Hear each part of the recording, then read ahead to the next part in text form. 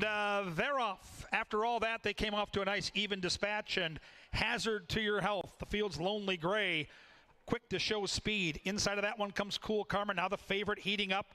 That's Snow Flurry. In between horses is Carrots Count. Then we come back to Per Tiger.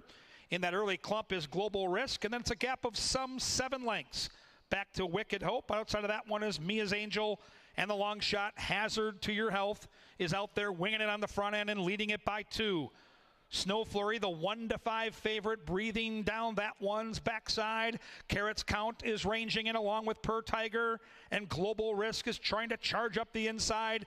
They went 22 flat, and the long shot can no longer hold off the hot favorite, and Snow Flurry goes right on by. Snow Flurry in a blink has a 2-length lead from Carrots Count. Per Tiger's ranging in along with Global Risk. To the top of the stretch they come, and they charge down that lane, and Snow Flurry made that bold move and is sustaining it nicely. After all that drama before the race, there's no drama in the race. The hot favorite is going, and gone. Put a chill over the race 1 field. It's Snow Flurry in front.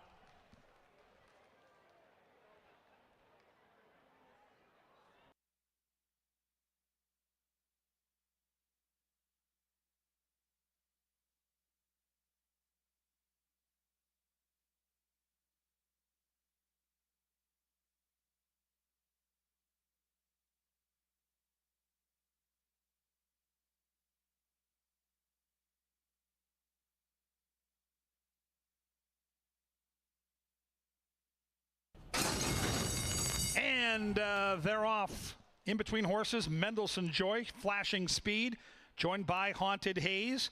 Along with that one comes Justin Azteca. The favorites in tight down inside. Banjo Chris going to sit just off the pace in 4th. Then we come back a couple lengths to War Rascal, and Outlaw Run is the last horse away, but only 6 lengths would cover this field from front to back. And Haunted Haze leads it by half a length from Justin Azteca, who will not give him an easy lead on the front end. Let me come back a couple lengths to Mendelssohn Joy, who's tracking from 3 lengths out of it. Outside of that one is Brit Blitz. The favorite inside is Banjo Chris. Going for a run outside goes Outlaw Run. Outlaw Run from last up into 3rd in the blink of an eye. Following that move is War Rascal, and they bank around into that far turn. The opening quarter mile went in a rapid 23-2. The half mile went in 47-1, and Haunted Haze is still there, and Haunted Haze now bumps it up to a 2-length lead. Eduardo Gallardo senses the urgency, and he moves Banjo Chris up the inside. Kelsey's trying to keep Outlaw Run in the mix and closing in. Outside of horses comes War Rascal as they head to the top of the Canterbury stretch, and Haunted Haze is trying to lead every step of the way. But here comes Banjo Chris strumming along to the outside, and they hit the top of the Canterbury stretch, and Banjo Chris takes that lead away, and Haunted Haze tries to run with that one. The others are too far back into the final furlong. Banjo Chris making some sweet music and scoring by 7. Haunted Haze a clear 2nd. Close for 3rd, it goes to War Rascal.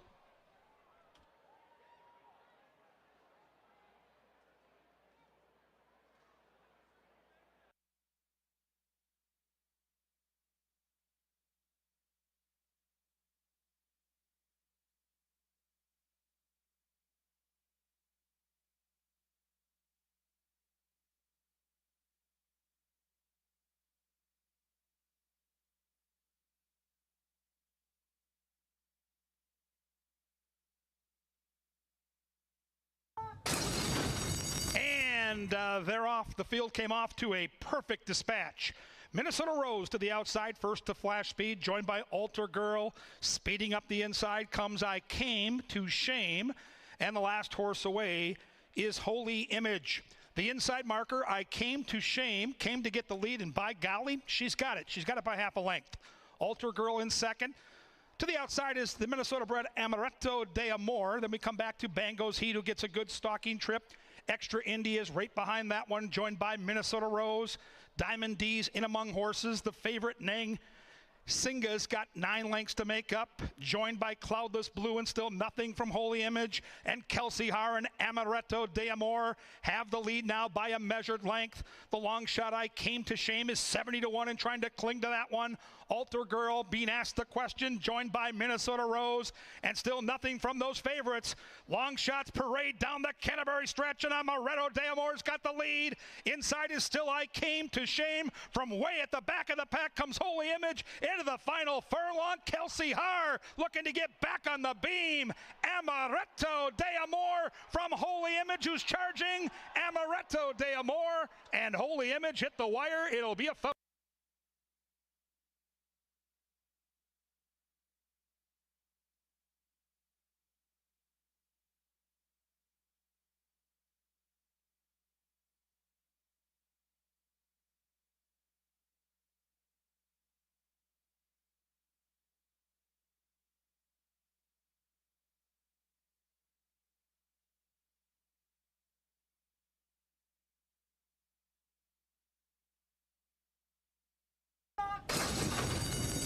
And they're off as expected. Il Capitano with that patented early speed, trying to make that killer crossover in front of the judges to get the lead, and he's joined by Big To Do. Inside of horses comes Loring Park. Then we come back to Tuco Bay in the familiar Ulwelling jacket. Outside of that one is Thick Haze. Bourbon Aficionado is second last, and the gray Mission Key can see them all. 10 lengths from front to back. De Silva ready to rock and roll with Il Capitano, who opens up a quick 5-length lead on Loring Park. Loring Park now content to track from second. Through from the inside comes Tuco Bay, shaded by Big To Do, who's splitting horses and making an early race move. Then we come back to Thick Haze and Bourbon Aficionado. That clump has got 7 lengths to make up. And then 3 more back to Mission Key. They went 23-3 for the opening quarter mile. They went 47-1 to the half mile, and Il Capitano now pounding away with that 5-length lead. Loring Park is still in second. Tuco Bay starting to move up the inside with the Q. Big To Do is in some traffic and waiting room. Thick Haze outside of that one, then Bourbon Aficionado, and Still Nothing from the gray Mission Key. And Il Capitano seen that big lead shrunk down to a length, and Tuco Bay is out after him. Big To Do is scraping paint to the inside, and charging from the outside comes Bourbon Aficionado, and they stampede down that Canterbury stretch, and here comes Bourbon Aficionado to the outside. Carmona with a well-timed ride. Tuco Bay tries to go with him, but Bourbon Aficionado's too good, and he gets the money in the fourth.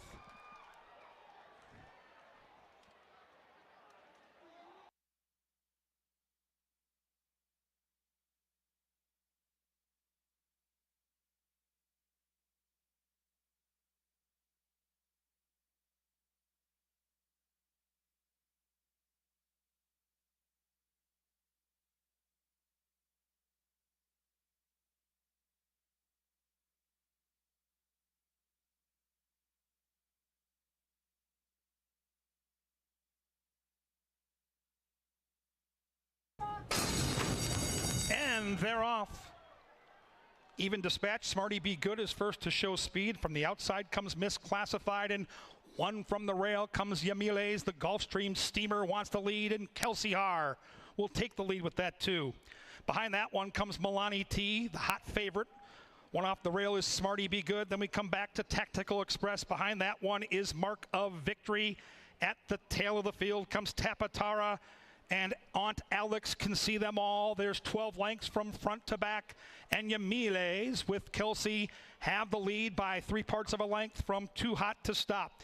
Misclassified is getting a good stalking trip in third. 4 lengths back to Milani T. Outside is Tactical Express. Inside is Mark of Victory. Going for a mid-race run comes Aunt Alex, who's out of last and up into 6th. They went 24 flat for the opening quarter mile. They go 47-4 to the half, and Yamiles is is still there and opening up a 3-length lead. Too Hot to Stop is all out and spinning the wheels. Nothing from Misclassified, and Mark of Victory is closing in coyly, but it's still Kelsey and Yamiles who've now bumped it up to a 6-length lead. Mark of Victory from out of the crowd is next. Aunt Alex continues to make up ground. The others have got a lot of work to do as they hit the top of the stretch, and Yamiles turns them in as they charge down that Canterbury stretch. Yamiles by 3. Mark of Victory in second. Outside is Aunt Alex into the final furlong. Yamiles is tired and the field is catching. Mark of Victory closing stoutly. Even Smarty Be Good with a chance. Yamiles trying to hang on. Here comes Mark of Victory on the outside. Aunt Alex tight, very tight. Photo finish again in the 5th.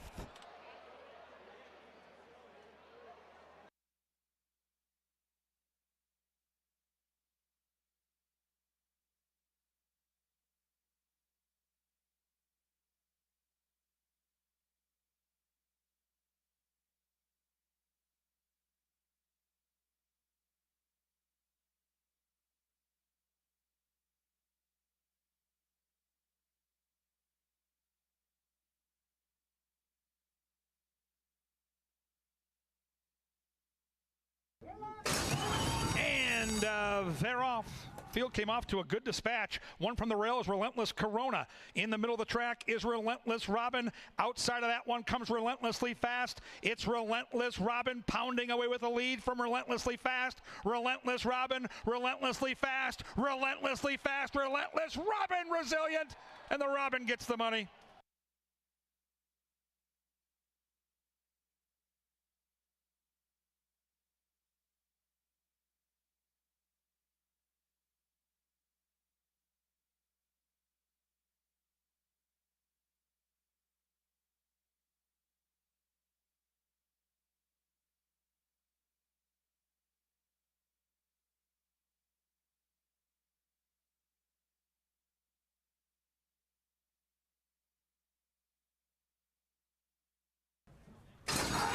And they're off. Favor got off to a fast start. Relentless Rocket to the outside, takes a flyer.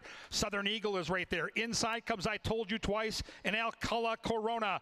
Mid-pack still outside. Relentless Rocket pounding away. Relentless Rocket way too good today in the Northlands Futurity.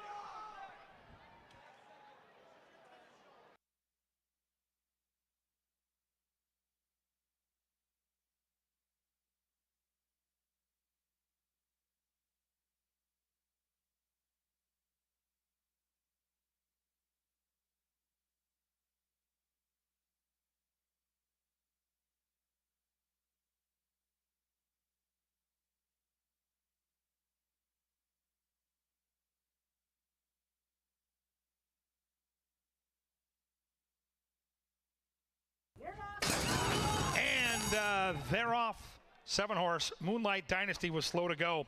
It's Relentless Deal who has the early lead. I Declare going with that one. Inside is Doc's Best Dancer. It's I Declare and Relentless Deal. I Declare a winner.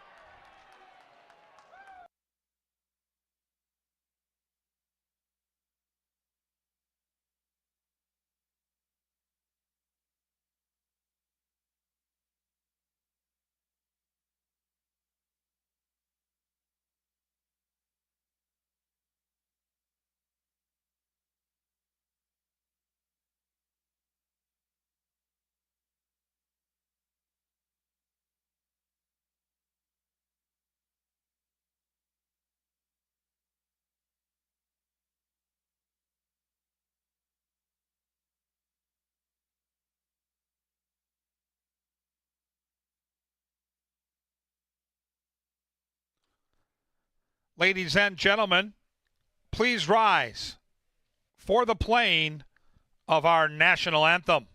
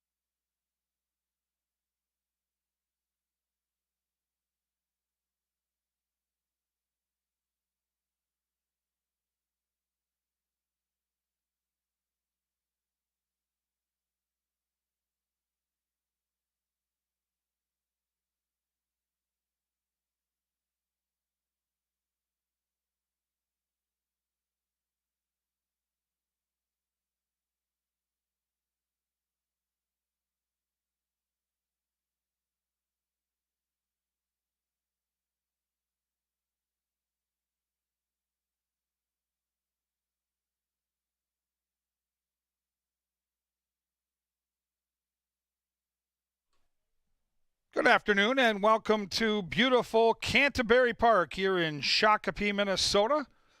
We're under partly cloudy skies. The main track is good, and the turf course also listed at good.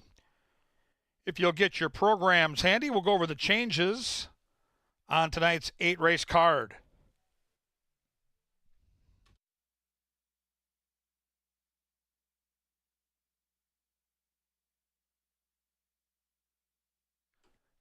Race 1 starts the 50-cent first 5, pick 5, and there are no changes. In race 2, scratch the 8, Harbor Bridge, and the 10, Incredible Victor. 8 and 10 out of race 2. Race 3, take out the 7, Heroic Song. Race number 3, scratch that 7. In race 4, take out the 4, the main track only horse, Smooching, and the 11 on Speed Dial. Race 4, take out 4 and 11. Race 5, take out 2, My Boy Bomber, and the main track only horse, number 3, Braggadocious. 2 and 3, scratched in the 5th. In race 6, take out the 5, Mr. Navigator, the 10, the main track only horse, Divine Leader, and the 11, Ember. The jockey on number 9, Table for 2, is Luis Fuentes. Race 6, take out 5, 10, 11, Fuentes on the 9. In race 7, scratch 5, Shot Crete. Race 7, take out the 5.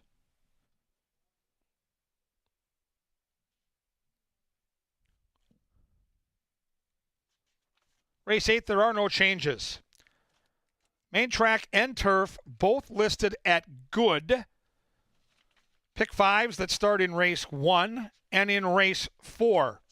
Up next, everything important going on in a very busy leg up production here at Canterbury as we raise funds for some very important people. For more on that and everything else, Angela Herman and Jeff Madej. Well, thanks, Kevin, and hello. Welcome to Canterbury Park, First Bet Studio. I am Jeff Madej. Angela Herman joins me here. We're to take a look at things that are coming up but it's leg up night. Now, we should talk about that a little bit later, fill people in on what's going on tonight as we try to raise some money for the leg up fund, which is a great cause. We'll explain that later. But tomorrow, corgis. Corgis, your thoughts? Yes. I think you described them as the wildest, I suppose, of the breeds that we run here. Maybe the least obedient, something like that. They do run in all directions. They are a blast to watch out on the track. I think I called them fun, fast, and furry. No, I don't believe you called them. Maybe 2 of them, but not all 3 of those. Fun, fast, and fury is accurate, though. And the corgis will make their way onto the track after, I believe, races 3 and 6.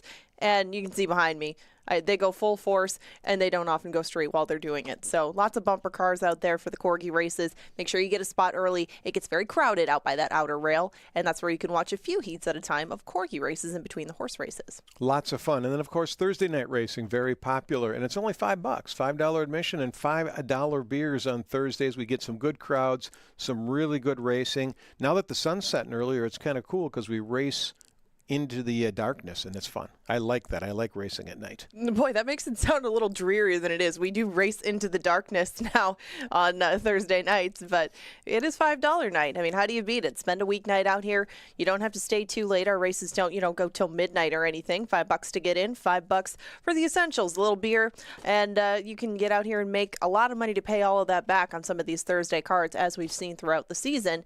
And a part of that, of course, is the pick 5s. We'll get into that in a little bit as well. Just visit CanterburyPark.com, get information on horse racing, on our concerts, on our comedy events, everything, special events all year long. There's something at Canterbury Park. But now back to tonight, the jockeys. Your thoughts on that? Well, it is leg up night. It serves us well to look at the Loeffler leaderboard and see who is leading the way, as he has been throughout the season. It is Luis Fuentes. And as you noted, he picked up a mount in the card that I think has a good shot tonight, as do you. For his brother, riding for Ruben. Exactly. The Fuentes connection have done well together, and he is leading the meet still. Eddie Gallardo still a little bit ahead of Serafin Carmona. He has he still been on that same schedule going from back and forth, riding all over the place? I mean, he's really getting in some reps, and really all that hard work is showing with him being third in the standings. Yeah, Carmona generally leaves on Sunday and heads back down to Indiana and rides at Horseshoe Indianapolis. As far as the trainers go, same as it ever was. Mac Robertson on top. And days go by, and Mac Robertson is on top, a pretty big distance away from Jose Silva. I mean, Mac might be favored over half the card tonight. He's got more live entities, and I mean, that's been the story of the season. They have found the right spots, and they have capitalized. One of those horses that's already won a couple times for him, Mr. Muldoon, is in as well, and he is the leading trainer and has been now for a bit of a margin for a couple of weeks. Absolutely, but it's fun to watch these other guys compete as well, because there's some very, very good stables here. Some big. Indeed. You know, just by size, you're going to win a lot of races if you have 50 or 60 horses. And there's guys with 15 horses that are winning 6, 7, 8 races themselves, which is really an accomplishment. But the betting here has been fantastic. It's not 50% chalk like it was last year. It's been We're keeping track of all that. 32, 33% below the national average of favorites winning races at Canterbury. That leads to giant payouts, and that's fun. All right, Leg Up Night. It's tonight. We're raising money for the Leg Up Fund. It's a 501c3 that was started about 10 years ago. Originally, it was designed to help riders that get hurt when they're riding at Canterbury Park, because when a jockey gets hurt, he's not riding, he's not getting paid. They have no backup source of income when they're not riding. And it's been very successful, and it's kind of expanded over the years to being involved now in different benevolence programs as well. So what happens tonight? What's going on? There's a lot of ways that you can contribute. I mean, you can just walk up and find the donation box and drop some cash in, but there's other things going on as well. Well, right. Throughout the course of the card, there are going to be different things that we're going to do on track, and in the midst of running the races, there's going to be a silent auction going on. There are raffle tickets. I believe that it's just about done for that scooter. I mean, they're getting very low. There's also a cash option for that. There are going to be bouncy ball races 3, 5, and 7. Just afterwards, we're going to have bouncy ball races with some of those jockeys and with some other personalities at the track involved in the bouncy ball races. All of that, of course, going towards the Leg Up Fund. We've got autographs going on. And then, of course, there's the bell that's out by the winner's circle. That's a way for some of the horsemen to get involved, and people who are in the winner's circle tonight. There is a shot of the bell. Tell me a little bit more about the specifics of this. Well, here's what we're going to do. After the post parade for race number 1, I'll visit with Justin Revac. We're down there next to the bell, and he'll explain to everyone how that's going to work. But it's another way to raise some funds for the Leg Up. And it's just it's something I think we can be proud of here. And the fans, we shouldn't leave out the fans. The fans have donated a lot over the years. I mean, you go back to the Don Macbeth Fund, which was a national fund, and they'd have a Don Macbeth Day all around the country. Canterbury every year was the leading generator of donations. That's how great our fans are. So, the Leg Up Fund is something that's appreciated by the riders. It's contributed to by a lot of different sources, but our fans are number one. Well, and we have a very outgoing group of jockeys, too. I think that it's fun with how many people get to know some of these jockeys and want to sponsor them, want to follow along, and certainly want to be involved if anything should ever happen to them, just by virtue of their occupation and the way that they go about, securing mounts and doing things like that. It's just not a typical company setup. If something happens, there's not the common channels to get the help that you need. That's exactly what the Leg Up Fund is for, and that's exactly what nights like tonight support. Yeah, and the riders, if you want a chance to meet a couple of them, they'll be down. There's a table right behind the silent auction. There's kind of a meet and greet, get a selfie with a jockey, maybe an autograph, whatever you want to do. But they're fun. We've got a really good group of riders here. And they'll be cycling in when they're not busy riding throughout the night to that table. But there'll be some of them there, and well, also I know Patrick Conchari, who was injured in a non-racing accident a few years ago and has just made a miraculous, the steps he's made progressing in his recovery. And he'll be down there. He's down there, yeah. And he's a fantastic kid. He'll be down there signing autographs and greeting people as well. So it's a who's who. And I should mention, where's Paul? Who's who? Where's Paul? He's in Paul who? Paul who? He's in. Yeah, we haven't seen him forever. We've almost forgotten him. But Kevin Gorg's going to call the races. You'll handle all the analysis. It's going to be a lot of fun tonight. I know you're going to give out winners. You gave out 5 or 6 last Thursday. Crushed the card, swept the cues nearly, gave them exactas. I mean, sometimes you're going to have the winner on top, but you give out 2 or 3 horses. You give them people the pieces. Put the puzzle together, folks. You give you the tools. You assemble it. Well, and that's how you can make some money. I mean, if you see these giant pick 5, payouts. We should mention that is due at least in part to the 10% takeout that comes along with both the first 5 and the final 5. If that's not your thing, or if you're not prepared to try that tonight, or you don't see that sequence that way, you can key horses in third. You can key horses in second in vertical wagers. Those are exactas, trifectas, and superfectas. Those are available most of our races, and now, of course, they are available. Superfectas available in more than before, and they don't have that same 10% takeout. So take your options, play around with what you see fit, and just find what works for you. It might not be pick 5s. It may be superfectas, something like that. But again, we have an expansive enough wagering menu where you can give that a shot. And, if you do happen to get ahead on some of these prices, maybe drop a little bit into one of those Leg Up Fund donation boxes. An easy way to give back if you've had a good night. Help some others have a good one too. Absolutely, and I'm planning on having a very, very good night, Angela. Joining Kevin Gorg in the hot tub, our pre-race show, special guest. He's a handicapper of the year. He's won the handicapping contest here many times. He's involved in horse racing, loves gambling year-round on horses, loves to handicap, loves to talk and plays. He's a bottom feeder. He'll play the lowest of low track. I mean, we'll be talking about it's Alabama Day today at Saratoga. He'll be telling you what he likes in the third at Thistledown. Yeah, and Columbus. That's Ron Hafner. I Right. do love it. And that's the cool thing about racing. There's something for everyone. And if there's a contest, and if you've played a contest here, you probably know Ron. If you have that long shot and somebody else has that long shot, it's probably Ron. He will definitely have some unique perspectives coming up in today at the races. All right. It's brought to you by Touchdown Tile. It's coming up next.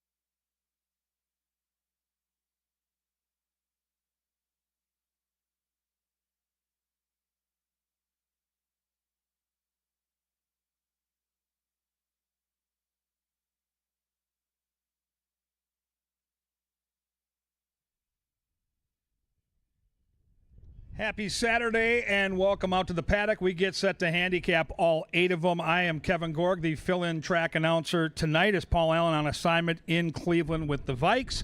This is Touchdown Tiles today at the races. The young man to my right, camera left, is a guy named Ron Hafner, and I don't think Jeff Madej did you any justice up there.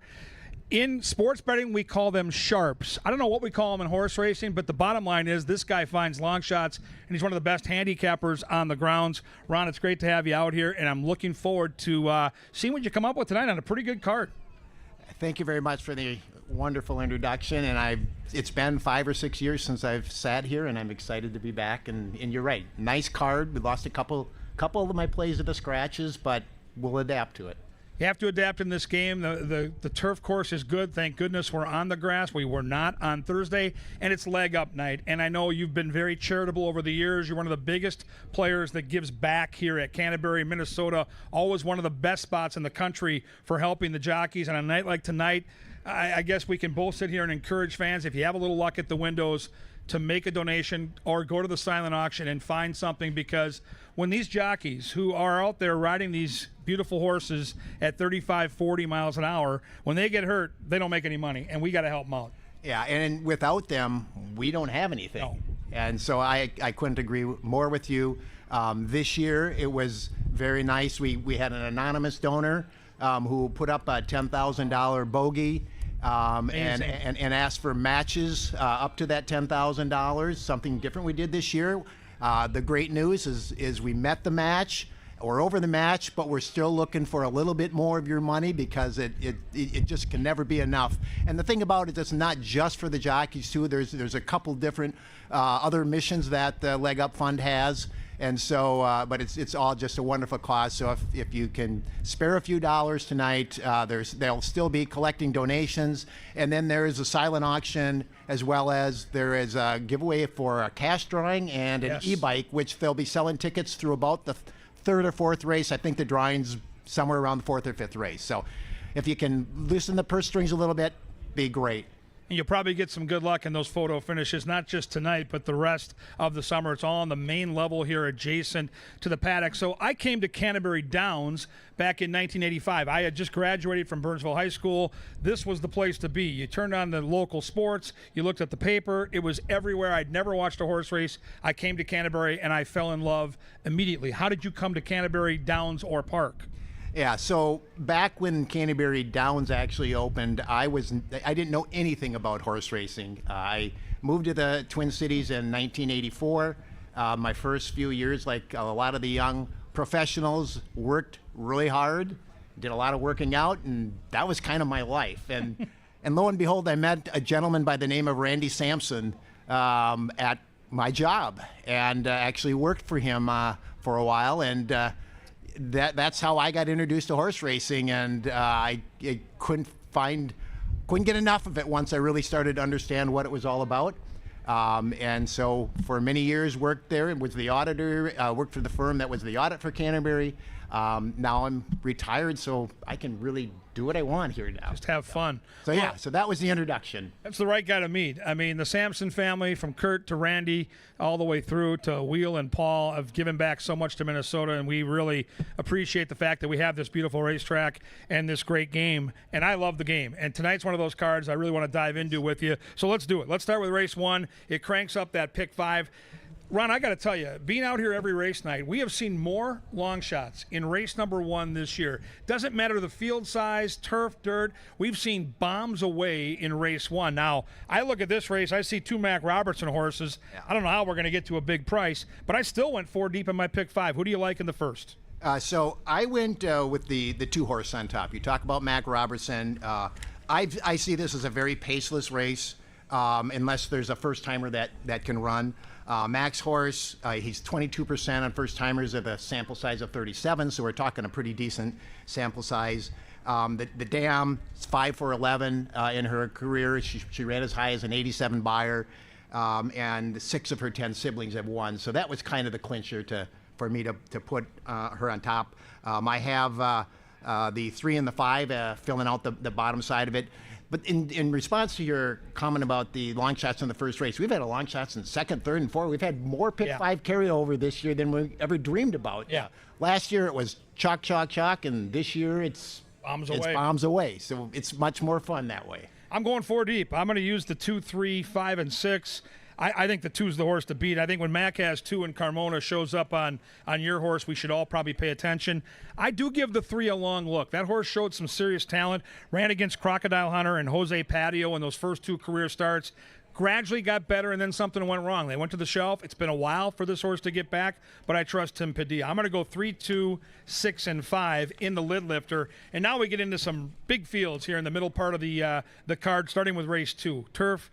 Ron, I looked at this race, and I thought the 8 was a major player, so that scratch is a bummer. I think it's going to be really hard to beat the 9, but maybe we can find a way. Yeah. So when I looked at this race, I have another gentleman that I sit with a lot, and the first thing he always says is, "Why is this horse in this race?" And guess what my question was? Why is further evidence in this race? Off the races that horse has been running, why is he in for $15,000? And otherwise, you're right. This horse on paper looks like it should win for fun, but that's why this is such a great game. Yep. You're trying to second guess. You're trying to figure out why are they doing these things. So I absolutely think the horse is going to be there. But if he doesn't bring his A game, I like Chase the One a lot. The 7 horse. Gets Quinones back aboard. Could be the lone speed. It's a little bit questionable with the Ukraine strong here. But the thing that kept me from not putting him on top was he also has 6 weeks between races. Why? You don't pay the bills by racing once every 6 or 7 weeks. So that's where I ended up. Okay. Yeah, I went 9, 2, 4, 7, and I think if it is in the 9, truthfully, it can be anybody else in this race. So if you're gonna take a stand against Mac, who's on a class drop, you can legitimately make a case for anybody else. It's either going to be the 9 by 5 lengths, or it's going to be a crazy price, which is going to make that pick 5 a lot of fun. And I think race 2 is one of those races where you have to make a decision. I don't think you use 4 or 5 horses and throw the 9 in there. I think you put the 9 in there with maybe one other, or I think you swing for the fence and go for it with some value. I've got value in race 3. I thought race 3 was a race, even though it's a smaller field, especially with the scratch of the 7, who figured to be one of the favorites. I still see potential here for an upset. I didn't know what to do, Ron, with the 6, Darn Quick, who I picked last time and was miles the best, but for some reason, out of the gate, decided to take a turn and wipe out half the field, which cost the horse the victory. So how do you see the 3rd? I see it similar to how you described this last race. Darn Quick is a speed, no question. Yep. Nobody's going to be able to beat that horse to the front unless he falls coming out of the gate. But I thought I saw a little bit of tiring in that last race. I don't think it was as good as it looks on paper. Okay. The jockey was riding him late, so he may wire him again. If you're willing to take even money, 4 to 5, fine. That's not my game, and so I went with top of my game. Ooh. I don't know if that was your value play or not. It's not. I got a different horse, so this is fun. So top of my game gets an extra furlong. Needs to get out of the gate a little bit better, and did not quite last time, but I think it was closing well, and I always look at the gallop outs. Yes. How did they gallop out? I thought he galloped out really well, gets the extra half furlong. Unfortunately, he's not going to get a pace battle. So he's going to have to count on the fact that maybe Darn Quick is starting to go out of form. You know, these types of horses, they don't stay in form forever. They go up and down. And so I'm counting on him going down and top of the game stepping up. Yeah, that's a sneaky play. And I think if you're going to play exotic wagers, that 5 ball is a horse you need to give a long look to. I landed on the 1. I don't think we're going to get 12 to 1. I think that's a pipe dream, especially with the scratch of the 7 who figured to take money. But Kelsey's been bringing horses in like this all year long. She's not afraid, Ron, to put her horse in the race early. And if you're going to chase down Darn Quick, who I agree with you is going to be loose on the lead and might get tired late, I think this is the horse that might inherit the lead when Darn Quick does get tired, if that does happen. This horse has been facing better competition. Central Park and Distorted Pro, either one of those horses would be odds on in a race like this. So I'm going to try the 1. I respect the 6. I think your 5 is very, very sneaky in race 3. Let's move back to the turf for race number 4. If this is one of those races where there's a 9-2 shot where every handicapper on the planet has tipped me on this Jocasta horse. Tell me you've got somebody else. Actually, I'm embarrassed to say I might have the morning line favorite. That happens. Shy. It's a lukewarm favorite, Ron. It's a lukewarm favorite. I really do like Shy. I'm a trip handicapper, so my wife will see me sitting at the kitchen counter. What the heck are you doing? Watching those replays. Yes. I'm looking for stuff like this. Shy hated the rail. Did not want to be inside. Was basically fighting the jockey for several furlongs last race. Just the opposite for Jocasta. Jocasta now gets the inside, and if I'm Quinones, I'm looking at this field and saying, I'm going to go from the rail. So I think Jacosta's going to go from the rail. I think Shy Shy is going to sit on the outside where he wants to be, and it's going to come down to those two, and hopefully Shy Shy gets there. Yeah, that's an interesting take on the inside part of the track not being where a lightly raced horse wanted to be, and that's why if you're handicapping these races and not going to our website and accessing those replays, I got to tell you, it's one thing to see a race on paper. It's a whole different thing to watch back a replay. And if you're playing, serious money, you have to do it. And I think Jocasta, the one, is in a really good spot for victory. First thing is this horse raced from a horrible post last time. At 7.5 furlongs, that's a death sentence in post 10, and she never had a chance. Now she gets the inside. She's third off the layoff. A trainer I love in Gary Shear. If you think you're getting 9-2, I got some oceanfront property in Arizona I'd love you to take a look at. No chance this horse is 9-2, but I think we'll get 3-1. I'm going to go 1, 6, 9, and 10 in a very competitive fourth race. We close out the pick 5, and, Ron, I look at this fifth race. This is one of those important races on the card if you play pick 5s because it's the back end of the early pick 5, and it's a key leg 2 of the late pick 5. So you can get blown out of the water, and your whole day can be done here in race 5. So this is a big one. Who do you like? I would say one of the better races to handicap. Yes. I struggled a little bit between the 5 and the 6. I don't want the morning line favorite, the 9-horse 5-2. Me too. I don't like him on top. Me too. I think it's going to all come down to Gypsy Chief. How easy of a lead does Gypsy Chief get? If they let that horse go, because if you look at the Timeform US pace factor, it says it's like a 76. That is so wrong. That Timeform pace factor for this horse it's over 100. It's 100 to 110. Yes. And that horse will be on the lead. I don't think he stops. I think that he keeps going, and unless somebody does a death wish, tries to go with them and just commits suicide. So I took the 5 on top. 6 on top, and then Ask Arthur right behind him, the 5 in second. And for third, I had the 9, the morning line favorite. Good solid horse, but if that's a favorite, it doesn't have my money. Yeah, I was torn as well. I like Ask Arthur a lot, but Ask Arthur, the 5 here, is going to need some help. He's going to need somebody to put just a little pressure on Gypsy Chief. If Gypsy Chief gets out there and can really slow things down, the rest of the field's in trouble. And De Silva is one of those very patient riders that is very adroit at getting a horse to relax. So I think the 6 is one of those horses where you're going to have to use this horse in the exotics. I just don't see this horse coming to a complete crawl. 5 might just be a little bit better off those Churchill Downs races, getting back into a race on the turf, which I think going back to where this horse began at Turfway on the synthetic is probably where this horse wants to be. So I'll use the 5, 6, and 9 and hope that somebody can challenge that front marker. Race 6, I really like the horse in here in the 5, Mr. Navigator, who scratches. So as you mentioned earlier to the fans, sometimes you got to adjust. And I went into this race saying, I'm going to find a way to beat a really good horse. I'm going to find a way to try to beat Mr. Muldoon. I found my horse scratch, and now I'm back with Mr. Muldoon. How about you? I agree that Mr. Muldoon looks really good in here. However, I believe that Mr. Muldoon is going to get the pace pressure in this race, potentially, that the horse in the previous race is not going to get. Yep. And if that horse gets the pace pressure, I landed on the 2. And the reason I landed on the 2 is the numbers aren't gaudy. If you see his last Buyer's a 76, but in the replay of that race, I thought that I thought Arrest was dead. I thought he was dead in the water, and then all of a sudden he started running towards the end. Yes. And once again galloped out quite well. So is 4-1? I don't think 4-1's a fair price. I think you might get 5, 6, maybe not with the scratch, but. If that horse is a favorite, I don't play him. But if he's 4, 5, 6 to 1. Oh, he won't be favored. Mr. Muldoon's right. going to be odds on. Yeah. So.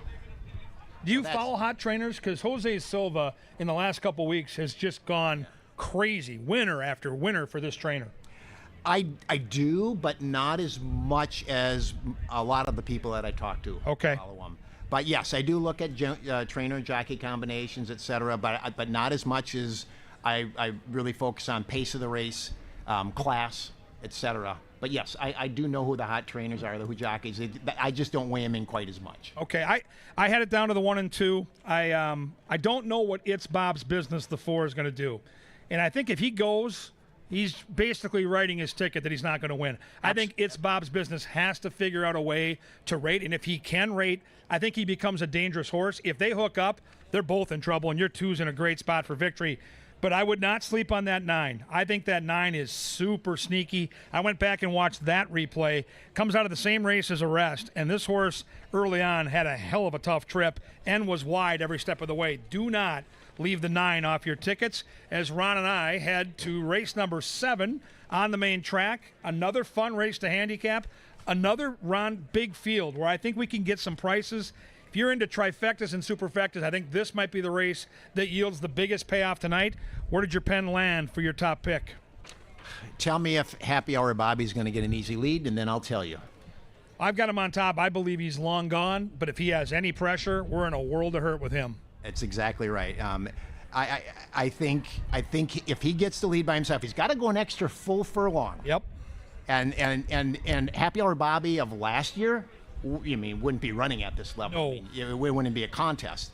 So I actually played against him and went to my other long shot on the card with Lemon Moraine. Yes, you, Angela, and our favorite tip sheet guy, Super Stats Dave. This horse is so live. I know, and it means that it's going to be half the odds. Probably. But maybe we get the value in the multiple races. Yep. But yes, I really like that horse. If somebody goes with Happy Hour Bobby and puts the pressure on him, I really do like that horse. The other horse that I thought was interesting is Jackson Action. I mean, what's interesting about that horse, though, is last year those 2 races were phenomenal races. Then he comes back this year, and it's like, where's that form? And they had to drop him all the way down the ladder. He finally wins a race, and they drop him another notch, and it's like, okay, so they really given up on him.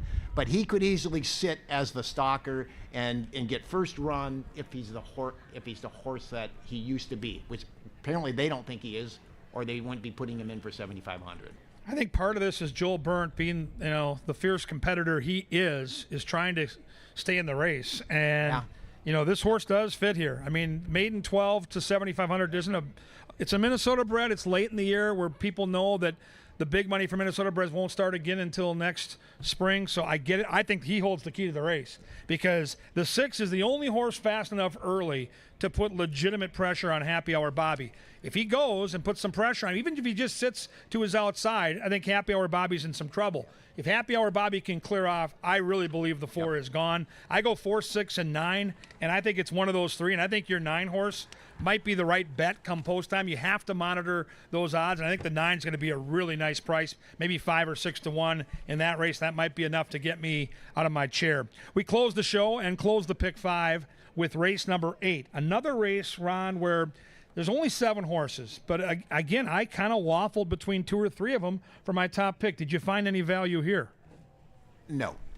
At least you're honest. I'm honest on this one. I think the 1, 2, and 7 are your horses. Yeah. I think what comes down to the winner though is going to be do the 1 and 2 hook up? Because the 1 and 2 hook up, I think that we've got Boat Song just sitting on the outside, just watching him, just waiting for his opportunity. Now, Boat Song has thrown in a couple stinkers along the way. For instance, on May 18th. I mean, that just came out of nowhere. Yeah. So, if he... It did. So I really like the horse as long as he is back to where his form has been in the past, and he should get just a terrific trip. I didn't love the ride last time, and anyone that's listened to me for the last 3 months knows I love Serafin Carmona. But like the hockey players I cover all winter, you're going to have a good night or a good shift, and sometimes you're going to have a bad night or a bad shift. And as good as he's been, if you go back and watch Boat Song's last race, he got pinned inside when he didn't need to be inside. And by the time he got out, he allowed this crazy long shot to come swooshing in on the outside. He was probably the best horse that night, and he got beat. So I think Carmona is going to give this horse a little extra juice tonight, because when you ride for Mac Robertson and you do that, you probably have heard about it.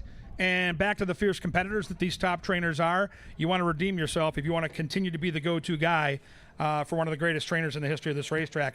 This has been awesome. Before I let you go, we are a week away from the Travers, and I was at Saratoga a month ago today, and I got to watch Torpedo Anna, who won the Kentucky Oaks. And I'm always mystified going back to my very first Kentucky Derby ticket I ever cashed, 1988, winning colors for D. Wayne Lucas, beating the boys on the front. I love when these trainers put grade 1 fillies in against the boys. Top of the head, I know you haven't handicapped it yet, but you've watched these horses. Where does Torpedo Anna stack up in the Travers that includes Fierceness, that includes Sierra Leone, and the red hot horse for Danny Gargan that I'm blanking on right now that just won at Monmouth in the Haskell? Never run at Thistle Downs, right? That's true. So as Jeff said, you might be asking the wrong guy. But no, I'm on top. I'm on top of the game. I understand what that rate. I like the fact that they're giving her a shot. Yes. Personally, I've been a big fan of Sierra Leone all summer long, and it's been tough. Second. Should have won the Derby. I think. Should have won the Derby. Absolutely should have won the Derby. But once again, gets so far back and has to get help up front. But I think it's great for horse racing. Yes. When you get a filly, a 3-year-old filly going against the boys to say, I am the best. I hope she wins. I'll be betting her. Great. Dornoch is the horse I was trying to think of. It's a great field. It's next Saturday. If you're a fan of national horse racing, and I think you should be, the most important race of the summer with a bullet is the Travers at Saratoga. That is next Saturday. We will have it all covered. Tonight, though, it's about the great card that starts behind us here in the paddock. It's also about Leg Up. If you can help out with the Leg Up Foundation main level adjacent to the paddock. We've got all kinds of fun activities tonight, including bouncy races with the jockeys after races 3, 5, and the championship after race 7. For the Sharpie, we call Ron Hafner. I'm Kevin Gorg. Have a great night at Canterbury. Thanks, everybody.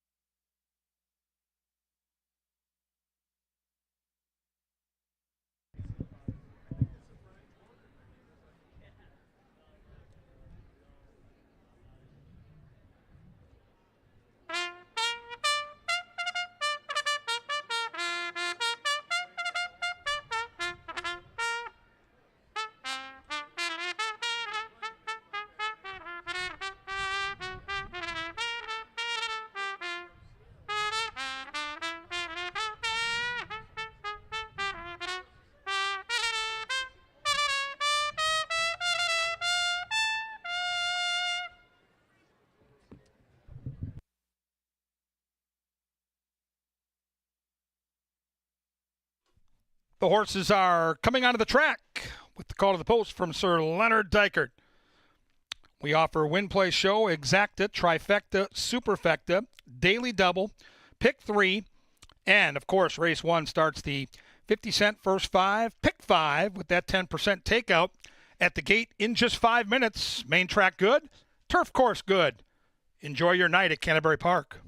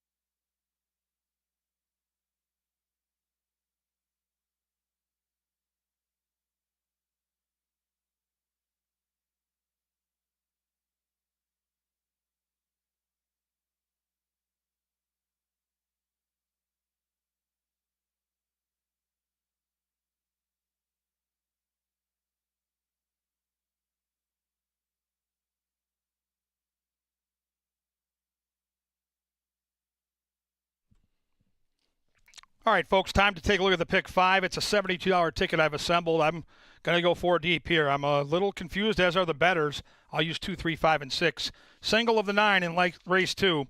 I like further evidence on the class drop. I think you have to spread there or single. I chose single. 1, 6, and 8 in race 3. I've got the 1 on top at a price. Race 4, I use 1, 6, 9, and 10.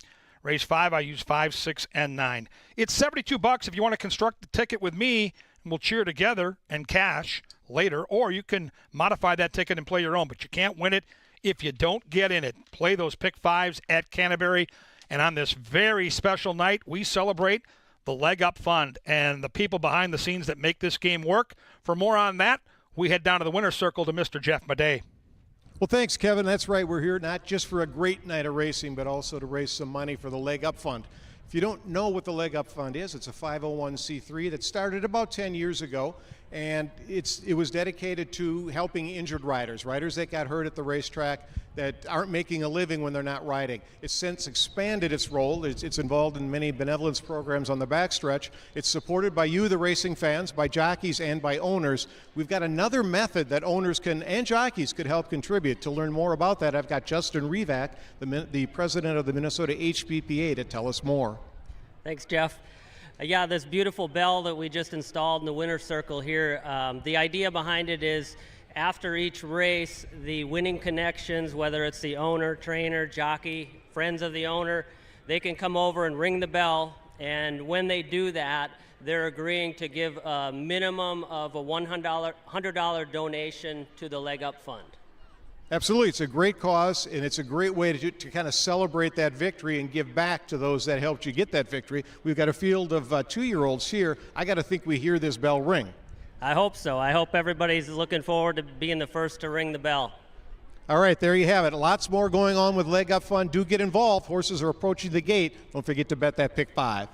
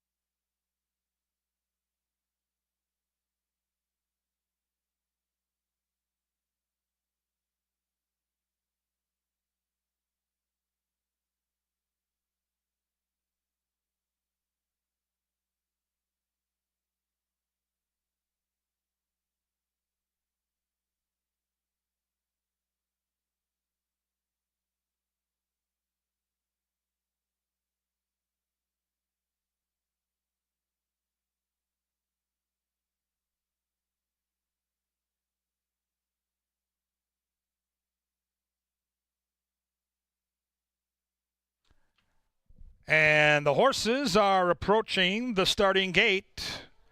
Get those bets in now, inside a minute, to a Saturday night in Shakopee.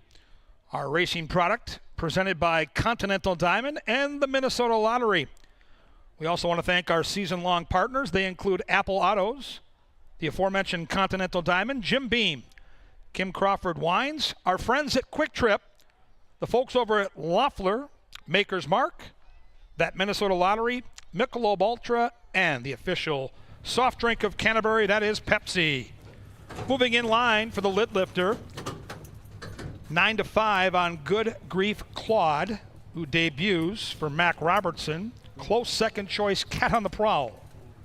These are Minnesota-bred maidens looking for their first win. Main track is good. Turf course is good. Fun card, enjoy. That favorite getting settled with Carmona.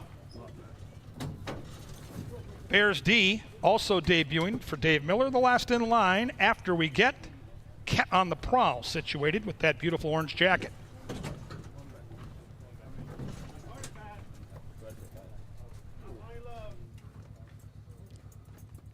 Don't be afraid to push. Here comes that Miller horse.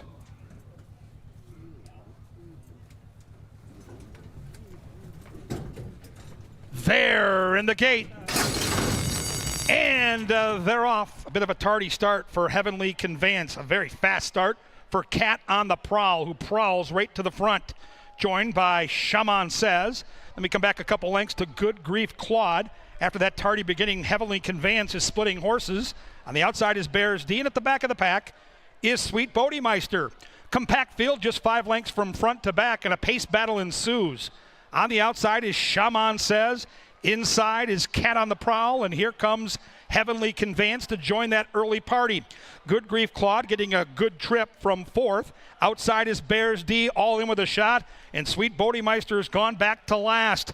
They bend around that turn, and Shaman Says has the lead.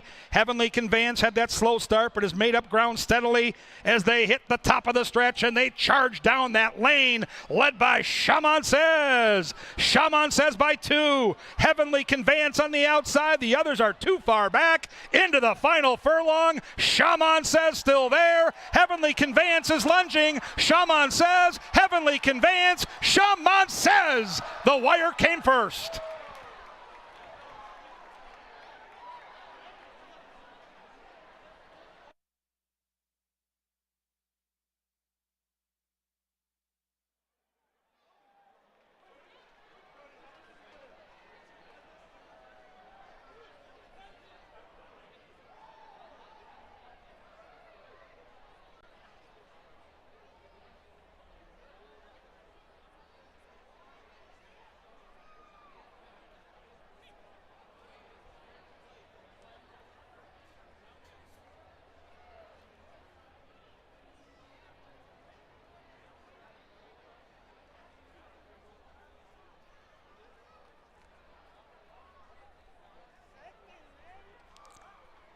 Photo for the win.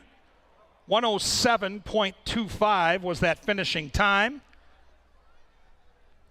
It'll take a Polaroid tonight to make this one official.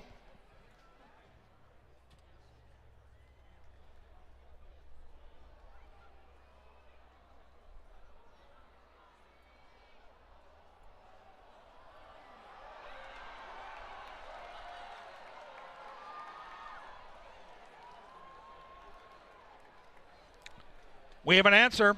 The winner of race 1 is number 5, Shaman Says. 5, 1, 2, and 3. Mac Robertson had a couple in the lid lifter.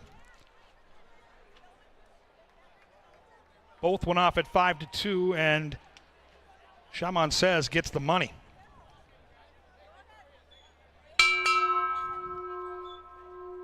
Love to hear the ringing of the bell here on Leg Up Night in that winner's circle.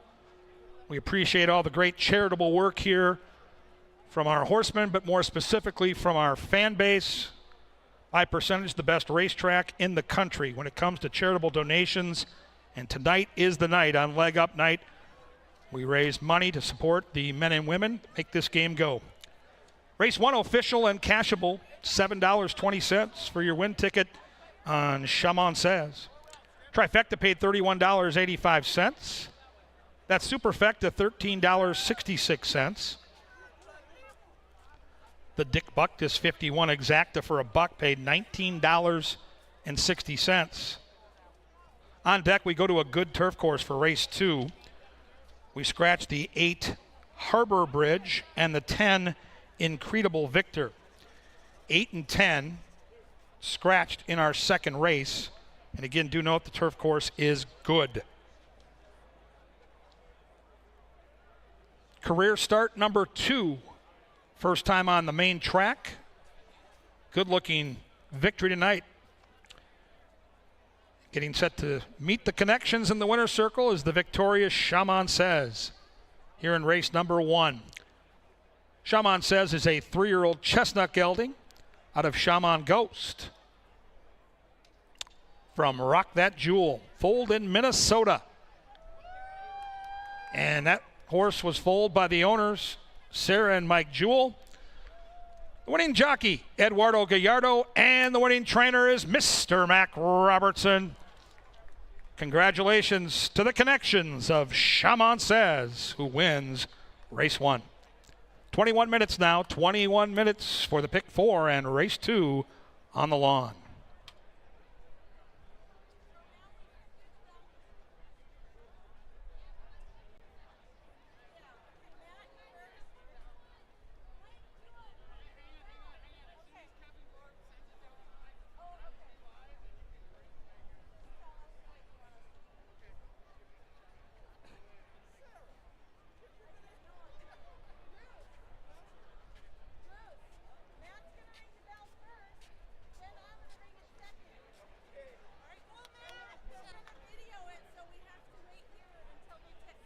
Drawing your attention to the winner's circle on leg up night.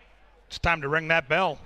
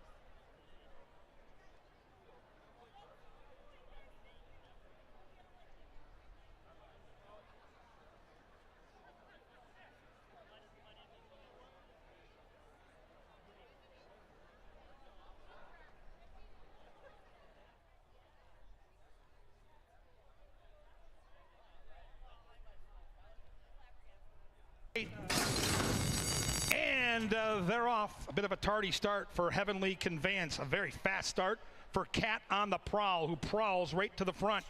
Joined by Shaman Says. Let me come back a couple lengths to Good Grief Claude. After that tardy beginning, Heavenly Conveyance is splitting horses. On the outside is Bears D, and at the back of the pack is Sweet Bodymeister. Compact field, just 5 lengths from front to back, and a pace battle ensues. On the outside is Shaman Says.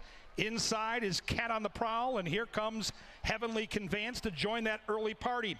Good Grief Claude getting a good trip from 4th.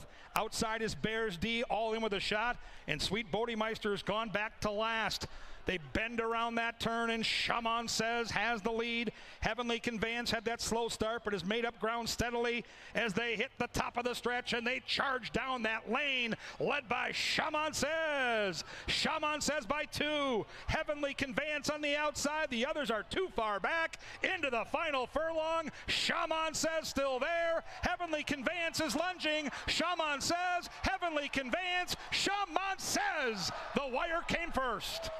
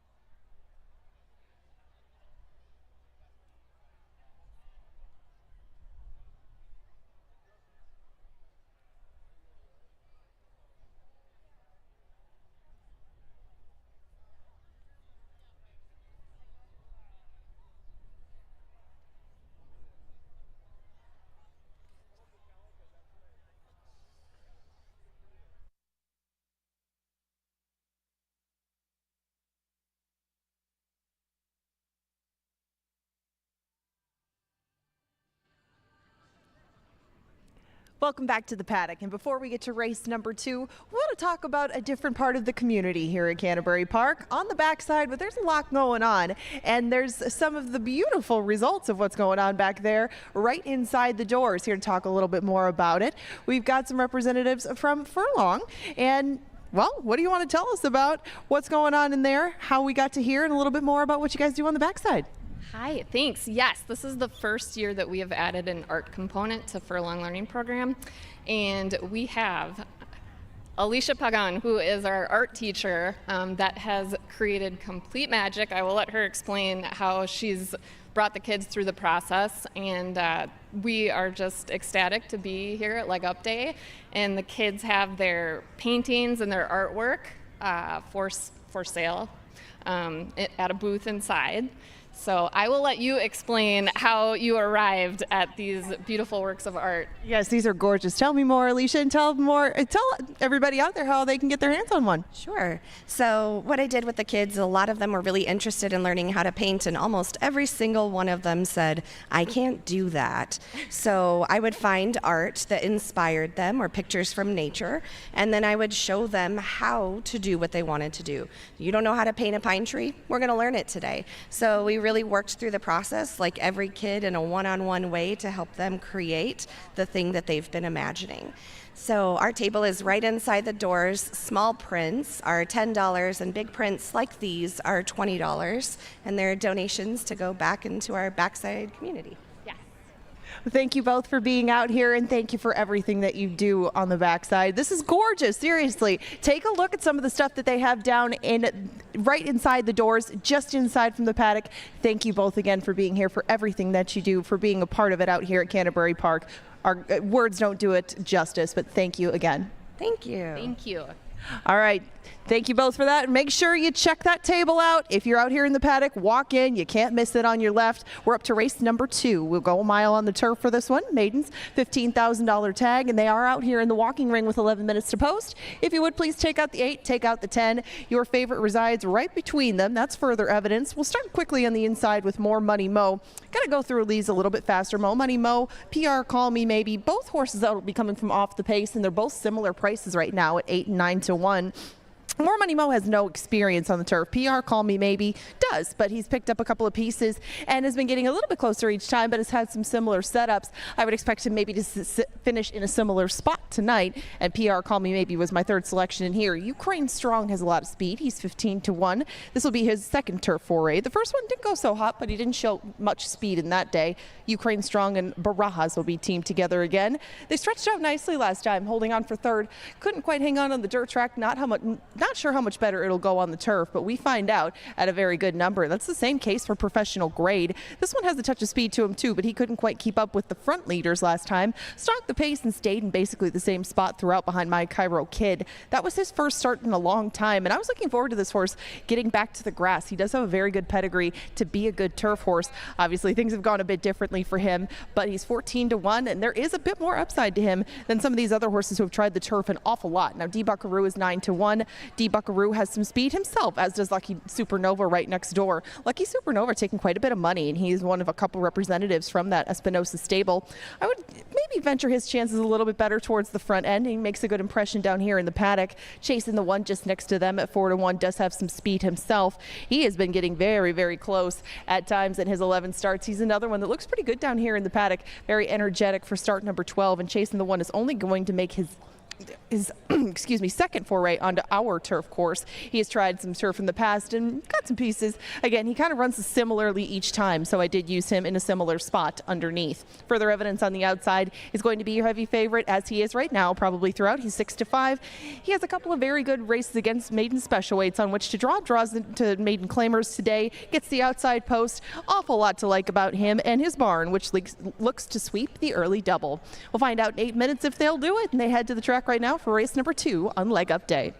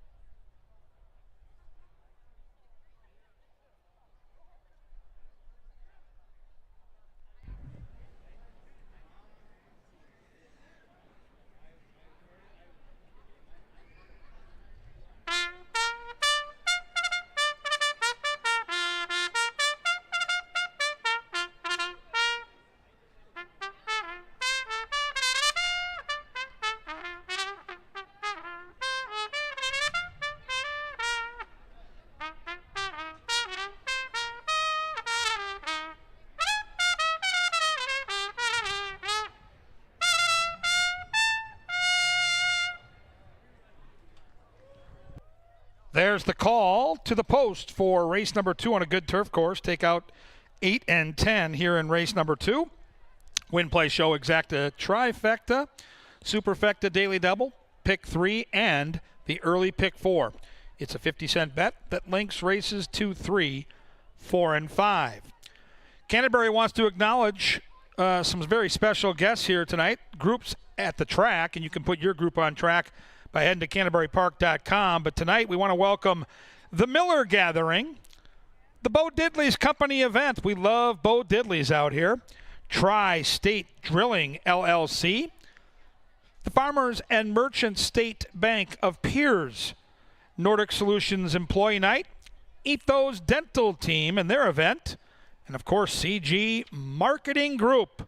Thank you for attending tonight at Canterbury Park in race 2. Onto the lawn in 6.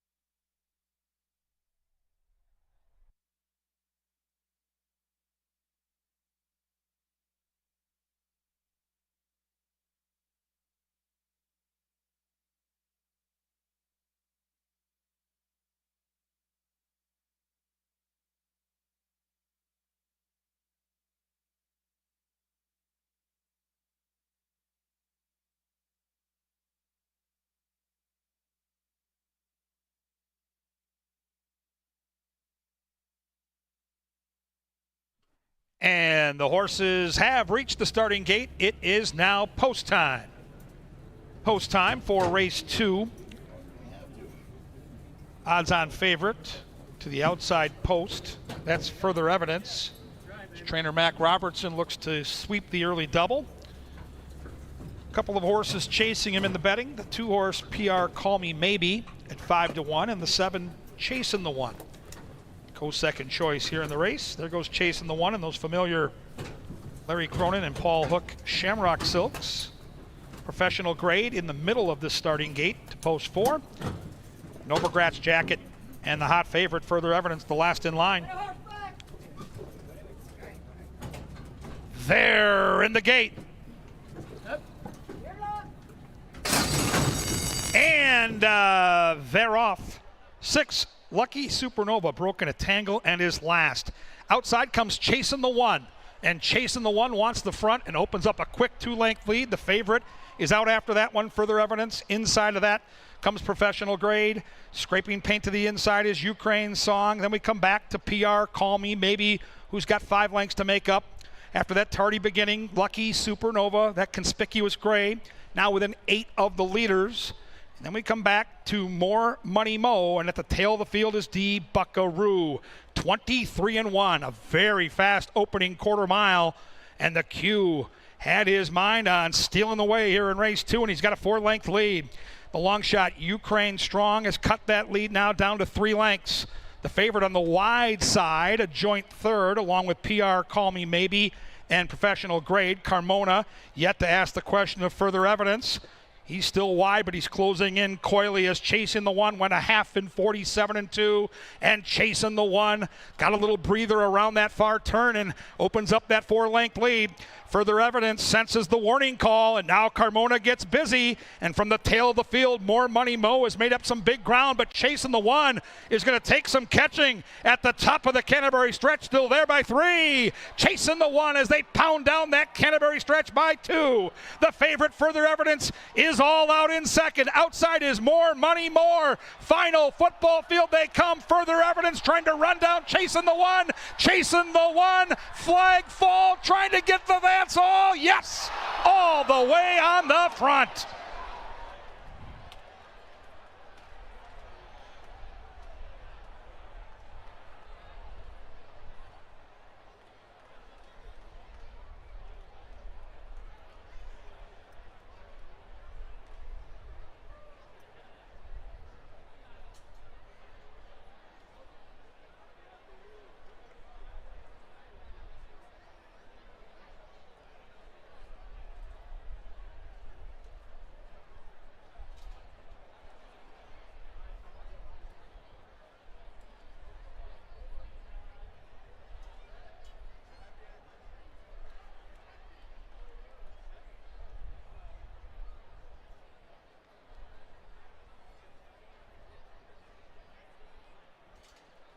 Tight finish in race number 2, a long shot and the chalk.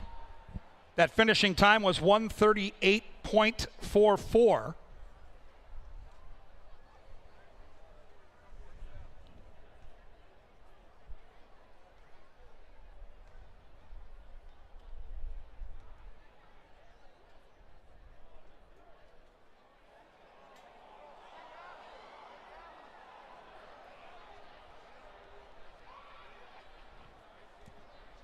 We have an answer, and the winner is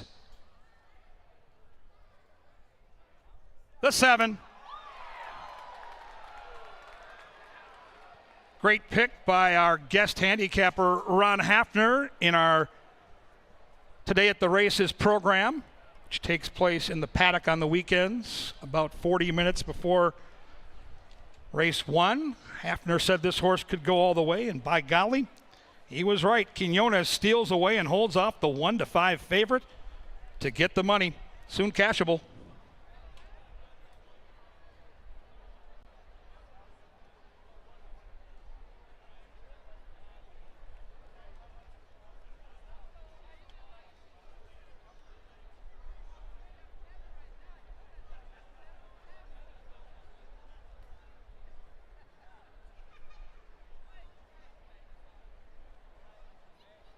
$15 on the Hafner Tout in race 2.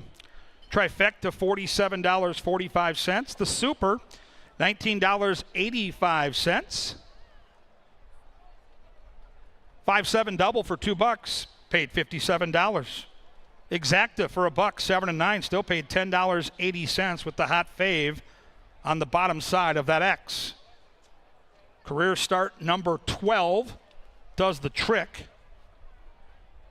8th time on the grass for Chasing the One.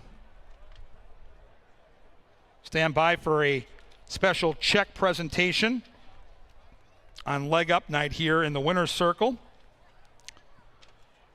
As we move on to our third race, do note that the 7-horse is scratched. We're back on a good main track for race 3.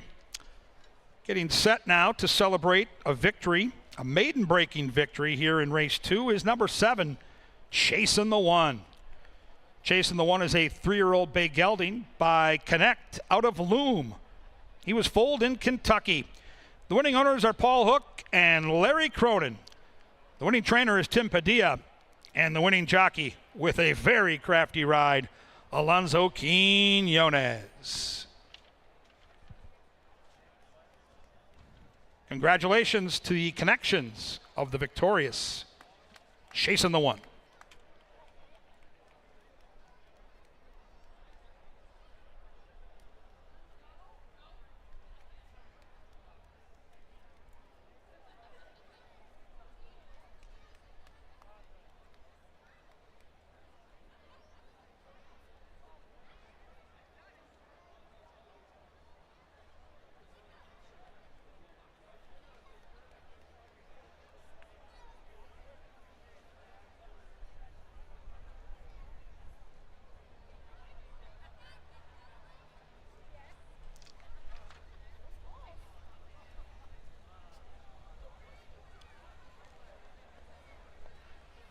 Fans on this leg up night, we'd appreciate if you would direct your attention down to the winner's circle for a very important presentation. Support for the Leg Up Fund comes from many sources: racehorse owners, trainers, and jockeys themselves. But racing fans and horse players also play a major role in supporting injured jockeys and those in need on the backstretch here at Canterbury. This year, a generous horse player agreed to match cash donations up to $20,000. Gathering in the winner's circle now are several people representing those horse players and racing fans that have made these contributions. They are presenting a check in the amount of $20,000 to the Leg Up Fund. How about a round of applause and thank you to Canterbury horse players for your continued support of the Leg Up Fund here in Shakopee. Well done, everybody. Well done indeed.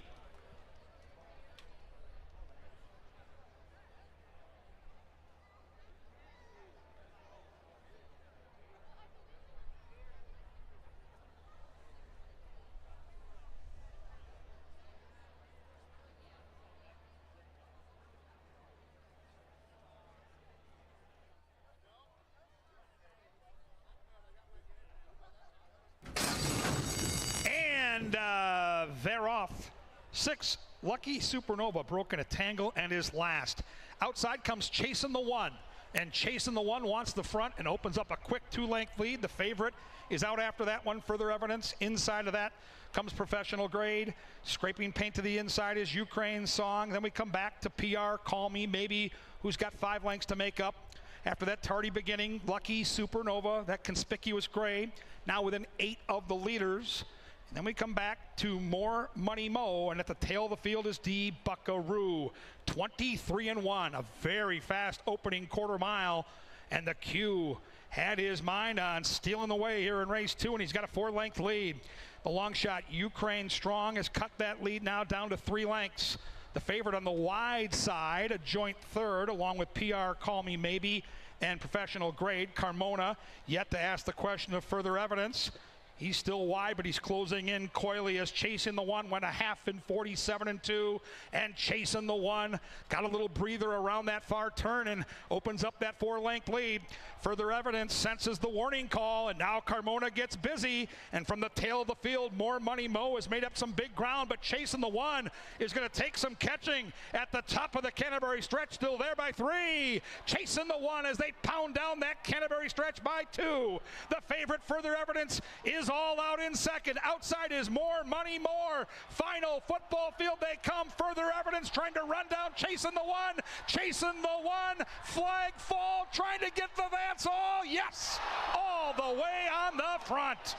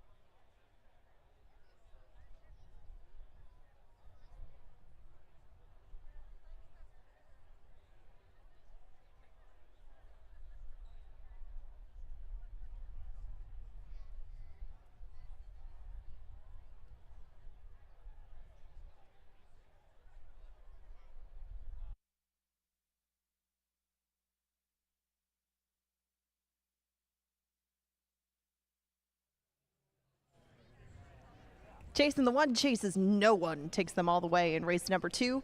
Now we're on to the third, and we go 6 furlongs in this third race. This is for optional claimers, starter allowance types. It's a nice little group, and there is a key scratch out of here.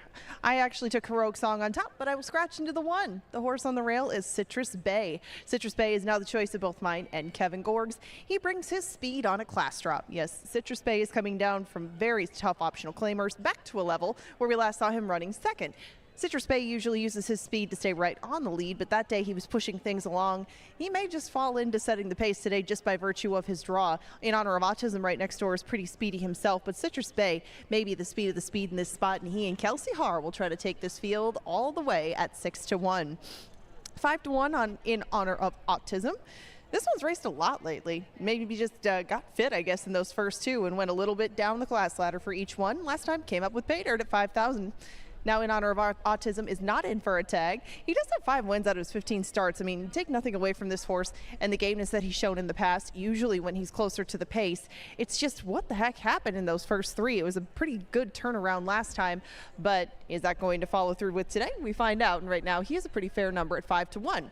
That's the same price on Sam Says. This Minnesota bred is on a little bit of a class drop himself. He goes back to the level where last time he tried it, he was favored, but he was far behind Heroic Song. Now, Sam Says used to be kind of a one-dimensional horse. He used to be very speedy on the front end, and he used to be the one that they would have to all catch. Now, Sam Says, as he's grown up, has relaxed a little bit and is able to come from off the pace, and that should benefit him and Luis Valenzuela in here with the speed drawn to their inside. He is also 5-1, just like in Honor of Autism. Bellamy's Roan will probably be coming from further off the pace, and he's coming off the turf course as well. Bellamy's Roan hadn't had much success prior to those 3 runs on the turf, and he didn't have any more coming out of those 3 runs on the turf. I'm sure the surface switch will definitely help him along. And the last time he was on dirt, he was claimed. This is his first dirt start for his new barn, and they've pulled some upsets at this meet, and he is 12-1 at the moment.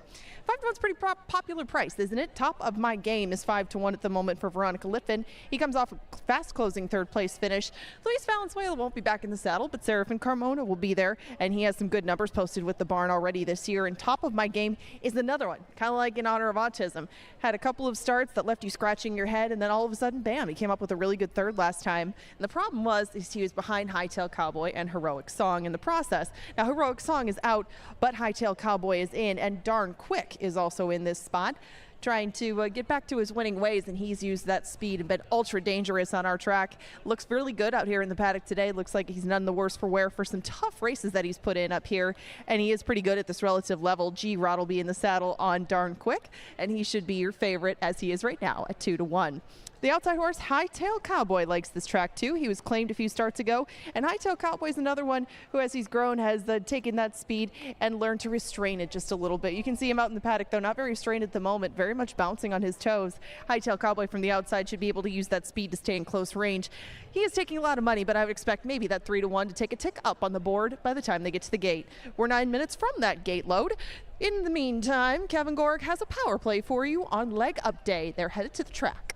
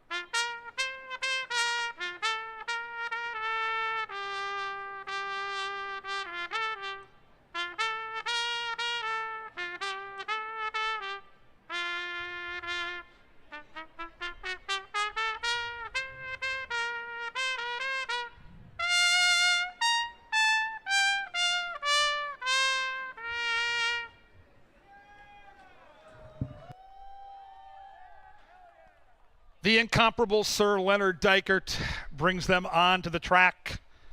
for race number 3. We scratched the 7 here. 7 is out. Heroic Song. We offer Win Play Show, Exacta Trifecta, Superfecta, Daily Double, and a $1 Pick 3. The featured group here for the 3rd is Tri-State Drilling LLC. The horses will be ready to race inside 7 minutes.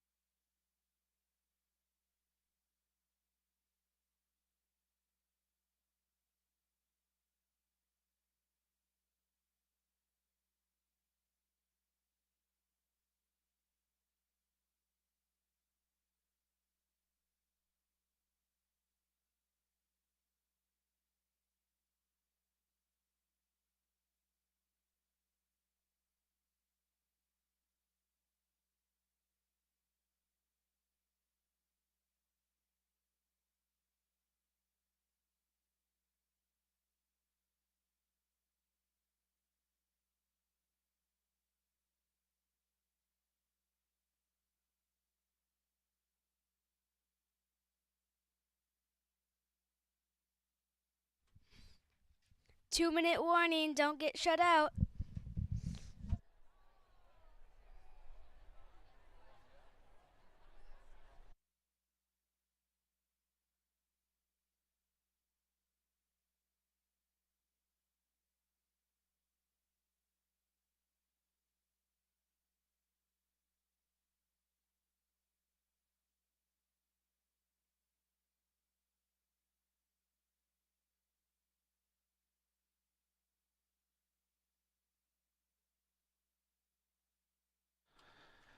And the horses are approaching the starting gate. I want to thank Tri-State Bobcat. You can save big and head to Tri-State Bobcat for 0% financing and rebates up to $6,000 on select Bobcat excavators and compact truck loaders. Visit one of our Twin Cities Metro or Western Wisconsin locations and check all the great deals out.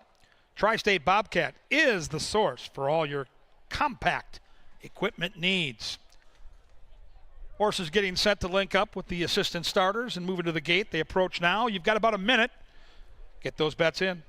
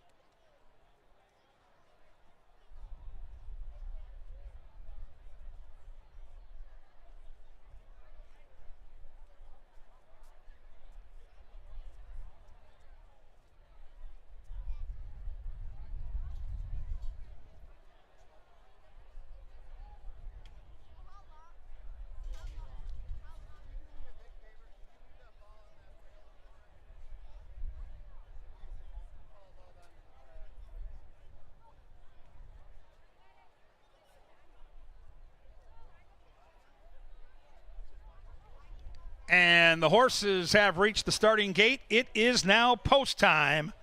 Post time for our third. Darn Quick, 6-5, heavily favored. Hightail Cowboy, the 8-horse, 3-1. Everybody else, a square price. Next Saturday, the Travers from Saratoga. Top 3-year-olds, including the filly, Torpedo Anna. You'll want to be a part of that as this field of starter optional claimers move in. We're almost set for a start. One horse has reared, and Kelsey Haar is hanging on for dear life at the gate. That's Citrus Bay under scrutiny. Kelsey remounting.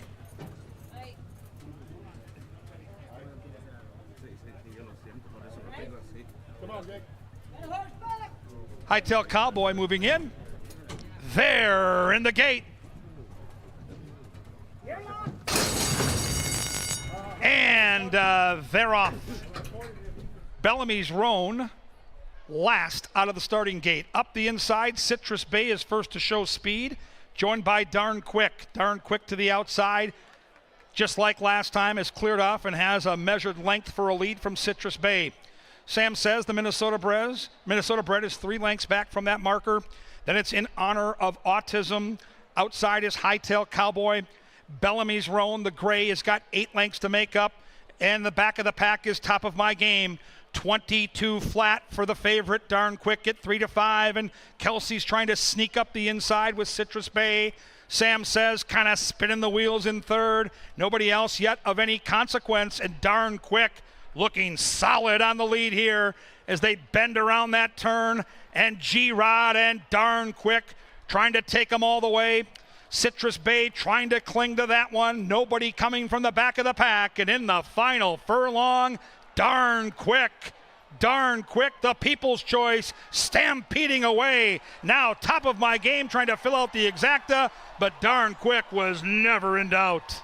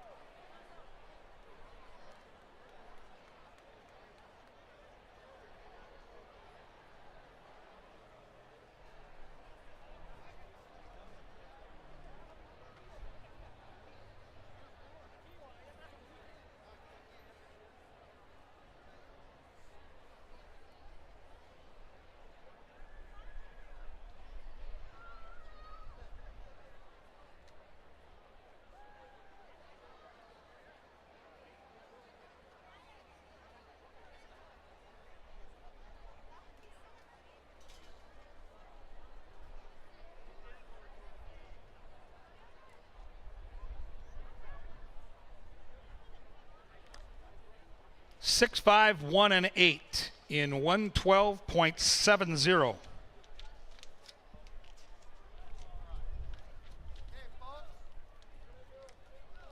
The second of our 2 pick 5 starts in our next race, race 4. We're on a good turf course. In the 4th, take out the 4 and 11 as you start to assemble those final 5 tickets. Darn Quick off a win and a disqualification back on July the 27th for some interference out of the gate. Made no mistakes tonight and scores at 3-5, soon to be official. If you're here with us at Canterbury, don't forget to come out to the grandstand apron. We've got a charitable fun event here coming after the replays of this race. It is the bouncy ball race featuring 15 different jockeys here from our jockey colony at Canterbury. Bouncy ball heat number 1 coming shortly. Get a good spot. $3.40 for your win ticket on Darn Quick. The exacta paid $8.40. Trifecta, $15. 10-cent super paid $10.02. The double, 7 to the 6 for $2 paid $27. That pick 3 paid $82.10.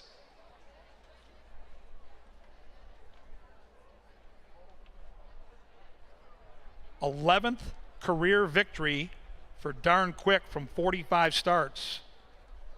This old gelding knows how to get the picture taken and will do so here shortly tonight after a bath for his hard work.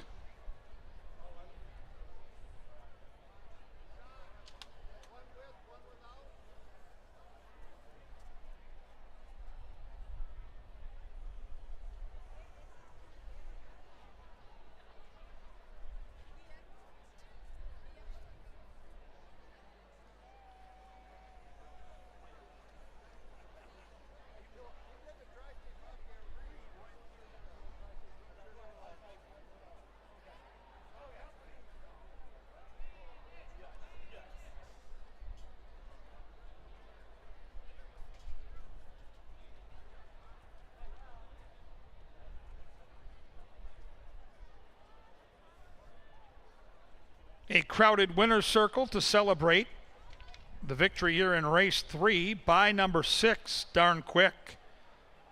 Darn Quick is a 7-year-old dark bay or brown gelding by Run Brother Run out of Darn Cat Fold in California. The winning owner is Johnny Taboda. The winning jockey is Guillermo Rodriguez. And the winning trainer, the red hot Jose Silva Jr. Congratulations to the victorious connections of Darn Quick. Don't forget, after the replay, we've got a bouncy ball race on the main track featuring 15 of your favorite Canterbury jocks.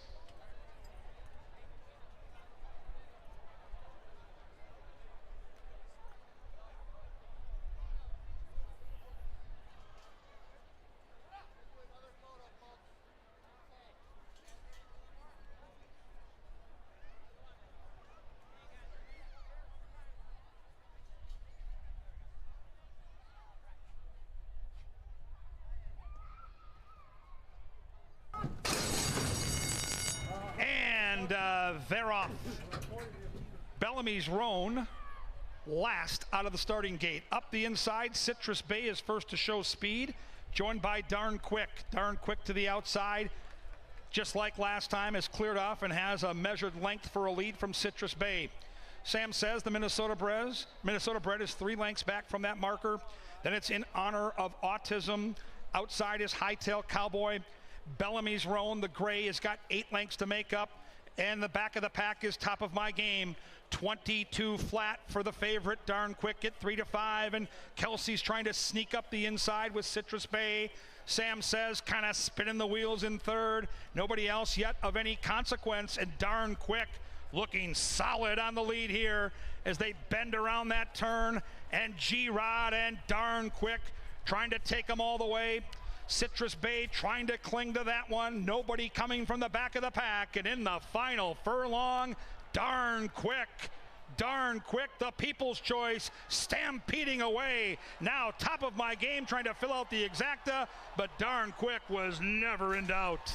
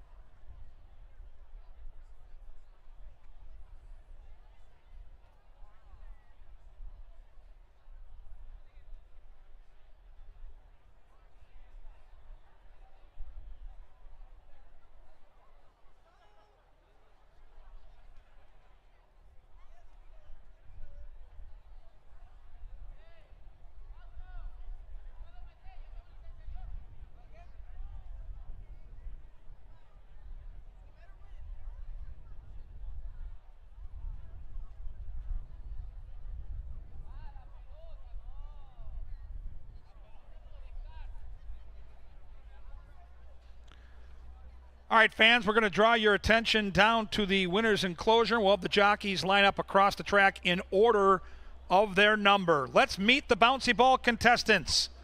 Number 1, sponsored by Roan Racing. Riding the ball called Grunder's Blunder, it's Miguel Arroyo.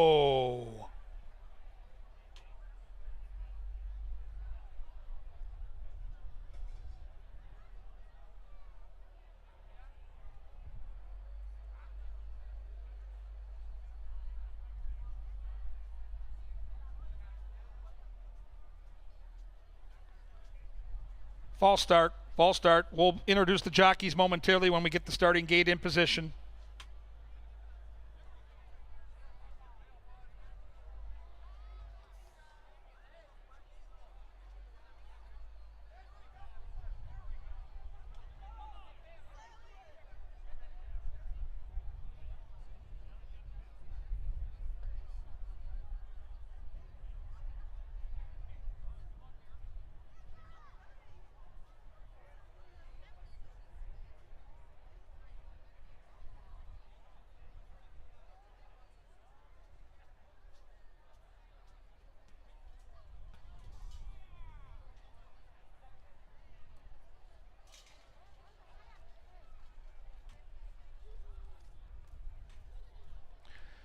All right, now let's meet the contestants for the bouncy ball race. This is heat number 1. As mentioned, representing Roan Racing, riding the ball they call Grunder's Blunder. Number 1 is Miguel Arroyo. There goes Miguel. Number 2, representing Bergsrud Racing, riding Pinup Girl, it's Alfredo Barejas.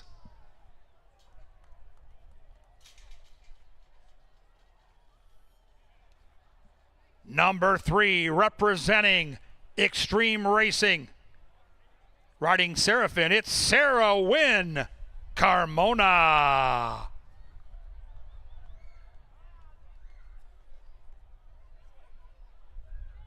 Number 4, representing our favorite tip sheet in town, representing Dave's Faves, here comes Franklin Cibalos.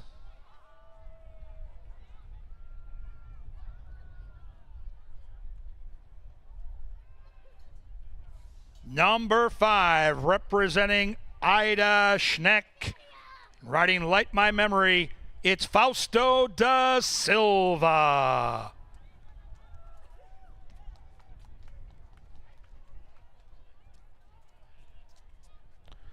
Number 6, our top jockey at the track is Luis Fuentes, representing his brother Ruben Fuentes and riding the ball they call Arroyo. It's Luis Fuentes on the 6.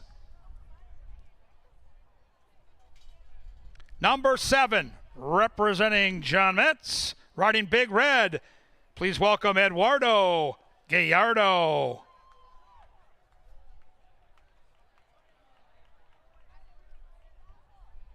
Number 8, representing Arundel Ranch and riding Kickstart and Kelsey. Here comes Kelsey Har.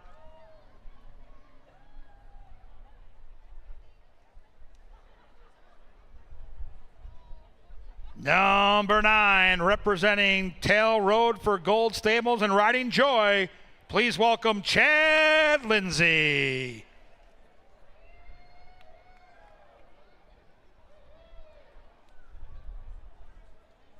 Number 10, representing Esteban Martinez and riding Minister of Soul, Brian Pena.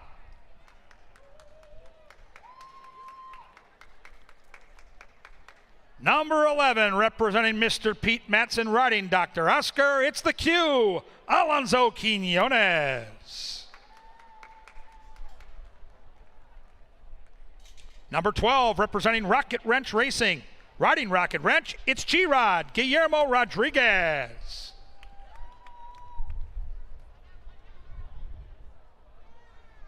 Number 13, representing Burnt Racing Stables, riding Johnny, it's Constantino Roman. Number 14, representing Samson Racing, riding the Wheel, it's Luis Valenzuela. And rounding out the bouncy ball contestants, representing Mary and Eric Von Seegern, riding out of the blue, it's Betty Jo Goodwin.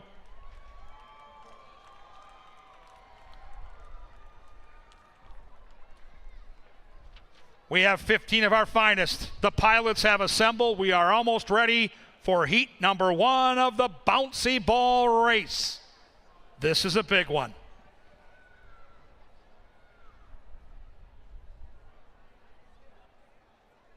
Ready, set, go! And there go the jockeys. G-Rod gets the early lead. We've got a cheater. That's the Q, who's not bouncing. He's running. We've got the Q. He's back on board. The Q from G-Rod.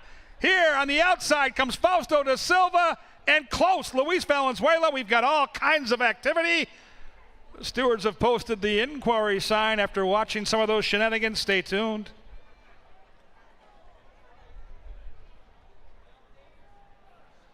Give it up for these jockeys putting it all on the line in bouncy ball heat number 1. We'll do heat 2 after our 5th race, and we'll have the championship later tonight after our 7th race.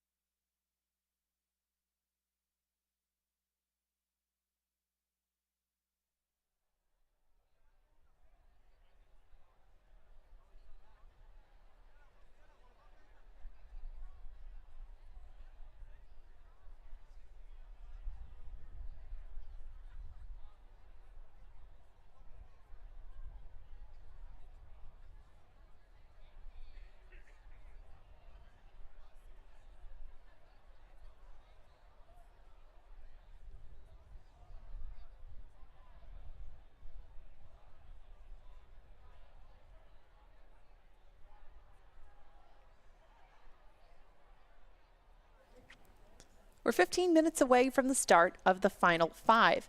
Now, the Final Five is a 50-cent wager. If you have not tried a Pick 5 before, give this one a shot. It's a 10% takeout wager, and again, this Pick 5 is a 50-cent minimum ticket.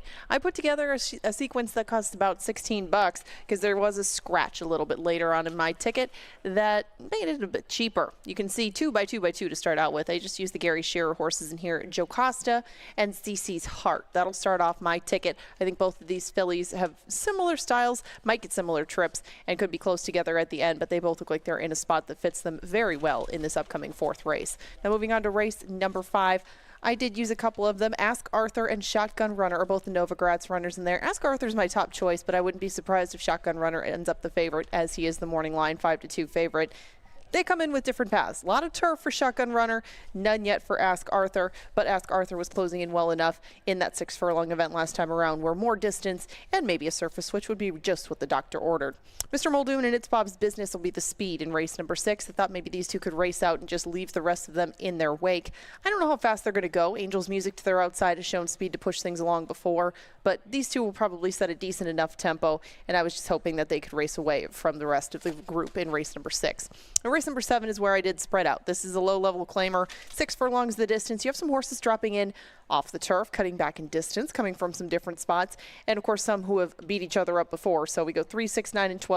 The main, I guess, opinion there being that maybe Happy Hour Bobby wouldn't want 6. I thought maybe 5 or 5.5 would be more up his alley, and that he would take a lot of money in race number 7. In the end, we'll single Boat Song. Boat Song is going to be a heavy favorite in the 8th. He ran a winning race last time. Just a little more luck should find him the last winner of our evening. Now that we are 13 minutes away from race number 4, I've brought in local expert on all things Pick 5 and all things turf racing here at Canterbury Park. That's Jeff Madej. And Jeff is going to take a look at race number 4 along with me. But first, talk a little bit more about the silent auction items that we have down at the Leg Up Silent Auction, how things are going down there, and give us a little update. Well, the silent auction is always a popular event at the Leg Up Fun Night. Now, I noticed a couple of items. There's the serious item. There's a painting that was painted by the late Alex Conchari that is up for bidding, and I think the bid was at like $200. So I think it would be cool if we could get that one to go a little bit higher. That's really a nice item. But the ones that are shocking are there's a lot of experts. You don't have the winner in race 3. Well, someone comes up and tells you how they found the winner. That's true. Or if you happen to have a winner, they poo-poo it. But there's experts. Well, the experts have a chance to join Paul Allen in the Today at the Races show, or to join Kevin Gorg on September 7th. That's one day only. The Paul Allen, there's 5 dates you can choose from. But join him in the pre-race show down in the hot tub, brought to you by Touchdown Tile, and go through each and every race, just like we saw Ron Hafner do here today, and be the expert. There's no bids on either of them. I'm shocked. I'm seriously now. Let's get involved here. Your chance to be on TV, show just how good you are, and then we can come up when you miss one and tell you what you missed and see how it feels. I think, but it's a lot of fun to join Paul down there. He's great to work with. So is Kevin Gorg. Right now he is crushing nachos for size. But it's so bid on those items. Bid on everything. There's some great artwork down there. There's some drinks, some gift cards, lots of different items. But it all goes to the good cause of the Leg Up Fund. But someone's got, we don't know who's going to end up with Kevin Gorg. Come on, you might have to save him. Just bid on it, please. Bid on that item. I'm concerned about this Pick 5 ticket you just showed because 2 of my top picks don't appear on your ticket, and that's a problem. So I'm going to have to recalibrate. But we should probably get through this 4th race. Yes, we'll try to get through this 4th race. I thought you agreed with me in here, and my opinion was that Gary Shearer is going to win it. Which one? We find out, but a lot of early money went to Jocasta on the inside. This is Kevin Gorg's selection, and she has had some rough draws as far as the posts go. She drew the rail back in February. Last time she was way out in the parking lot. Not so bad on June 30th, but still I think this will be a spot that'll suit her well with her tactical speed, and I think that she should be able to save ground and at least have a fair run at things when they come for home. Yeah, I agree with you. I think the post position will be a big aid to Jocasta. I like that 9-2 morning line, so hopefully that number drifts up a little bit. But it might be as simple as just boxing the sheer horses Jocasta and CC's Heart. CC's Heart I thought would take a lot of money and is kind of cold right now, just not taking much at all, 5-1. Those are my top 2 picks in here, and I think that CC's Heart's going to just get better and better. And 5-1 is a super fair price. Golean Go, I don't have that one in the mix at all. Explain that to me. Now, Golean Go is looking for 2 in a row, and Golean Go certainly did cover a lot of extra ground, didn't she, last time? I mean, she made Kelsey Hart on her toes, I guess. She went all over the place in the stretch and still fought back and won. She beat Elegance and Tonic that day. Good effort on her part, and the second of 2 close finishes that she's had in recent times. Golean Go from the outside, I think, will be another one, kind of like Jocasta, who will stay close enough but not be pushing things along. It's just that how is she going to save ground from out there? If there are horses to her inside that have a similar running style, and it appears that there's at least a few, hard to imagine her not getting at least 3 or 4 wide into the first turn, and that was, I guess, my main argument against her. I'm on CC's Heart, like you said, between the 2. CC's Heart, I think, will get better. I think that she still races a little green. You know, she kind of, I don't think she waits on horses necessarily, but it's just natural for a horse to look around and not realize that they're supposed to run away from their competition. Still, with time, with experience, I think CC's Heart will learn that that is her job, and the talent is there. So 5-1 seems square enough to me. The surprise on the board for me, though, is 7-1 on Shy Shy. She was 3-1 morning line. Thought a lot of MAC horses would take money today. She's not at the moment. Now, of course, I think that she'll come down to at least, I don't know, the third choice by the time they get to the gate, but 7-1 would seem like stealing on her, wouldn't it? Absolutely. I played this horse last time. Owned and bred by millionaire playboy Bob Ryan. The trip was, if you watch it, and Ron Hafter kind of explained it in that Today at the Races show, which by the way, you can bid on and join Paul or Kevin. And the way the horse ran, throwing its head, was down on the rail. I think maybe now outside, more experience, this horse could move up. And Mac Robertson at 7-1 with an absolute, what I think is an absolute contender, seems absurd. Right, I know. She was ranked. She was held up on the first turn all the way through the backside. I mean, she closed well when she got out, but the race was already over by the time she did get room. It's just another thing, kind of like Golean Go. Both of these 2 are at the mercy of losing a bit of ground if they decide to go up and chase the pace. That'll be the question that we find the answer to in 8 minutes. Your current favorite is the last one that's going to be out of the paddock, Golean Go at 5-2, but a nice contentious turf allowance to kick off the final 5. Remember, take out the 4, take out the 11. Still a full group headed to the gate, and Lynn Dykert will bring them onto the track to start the final 5.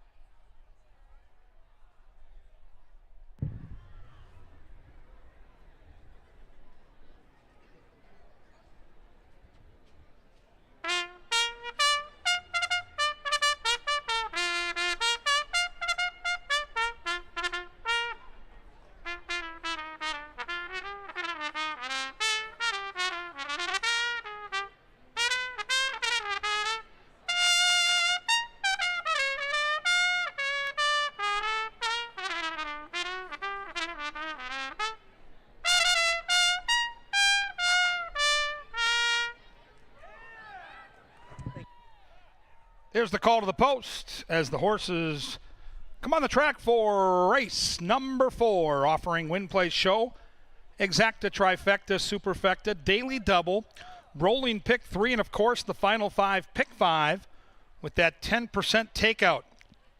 Scratch the 4 and 11. Turf course is good, and again, about 5 minutes to get those bets in.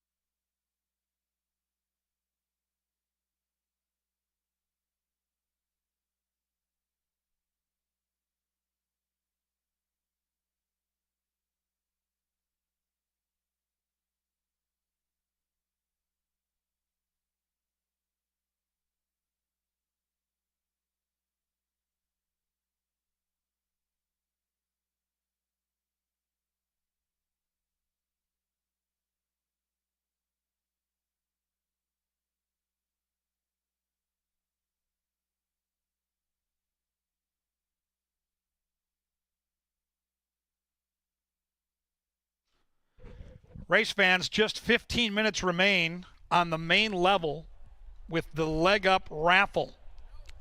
15-minute warning. Stop by there either right now or right after this race. Just 30 tickets remain for that raffle with some tremendous prizes. Now, the final 5 and race 4 on the turf start in 2 minutes. 2-minute warning to that pick 5 and race 4, and a raffle on the main level with just a few tickets left for some amazing prizes. Get involved. It's an awesome cause.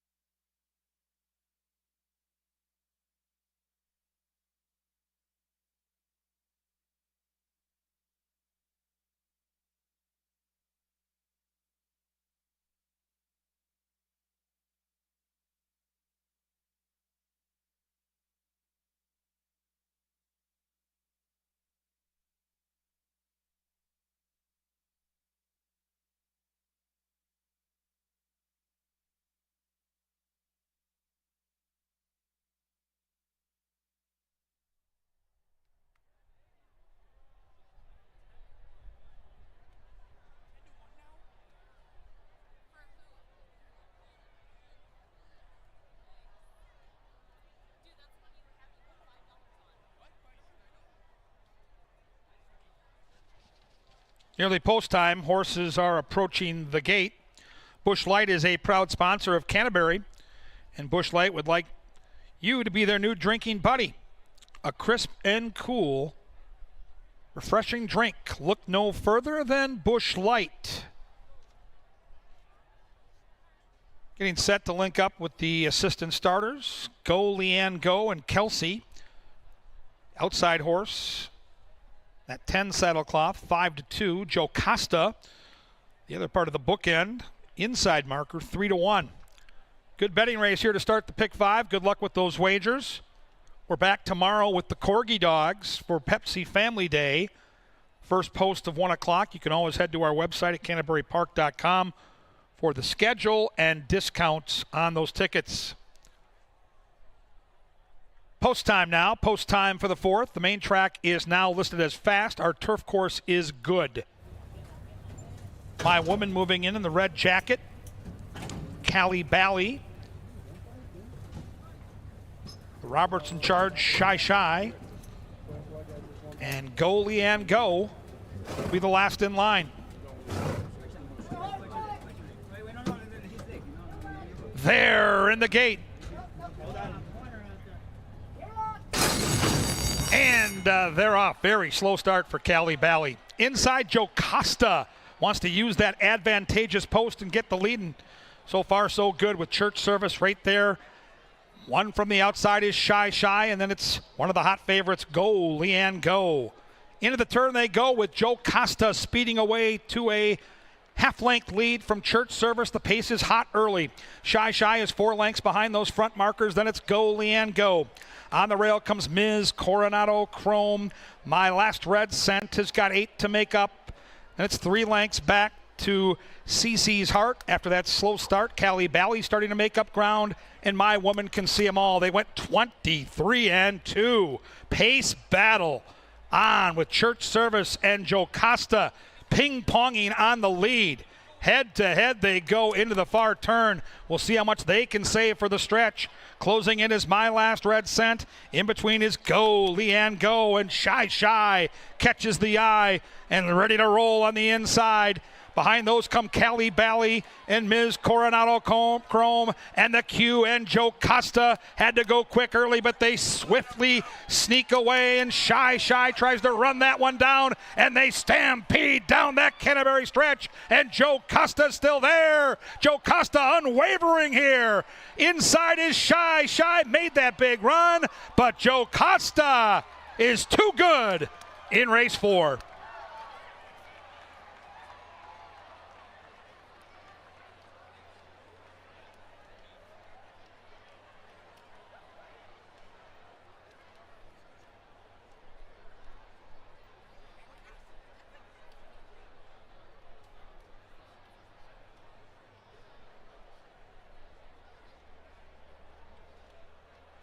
Finishing time is a snappy 1:31.36. Jocasta posted as the unofficial winner. Shy posted in second. Photo for the Tri and Superfecta. Hold them all.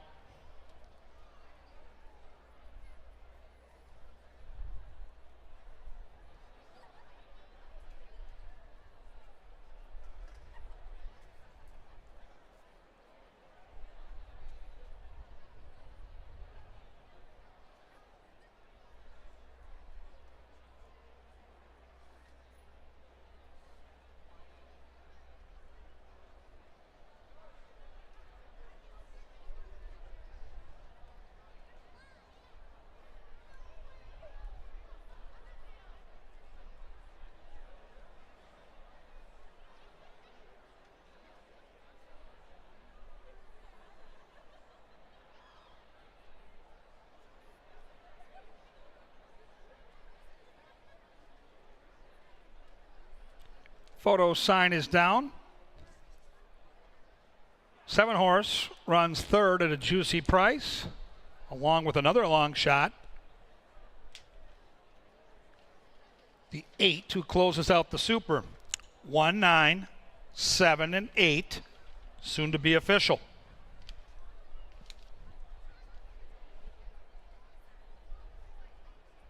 On deck will be our 5th race. We scratched 2 and 3 out of that 5th race. And again, bouncy ball heat 2 after our 5th event.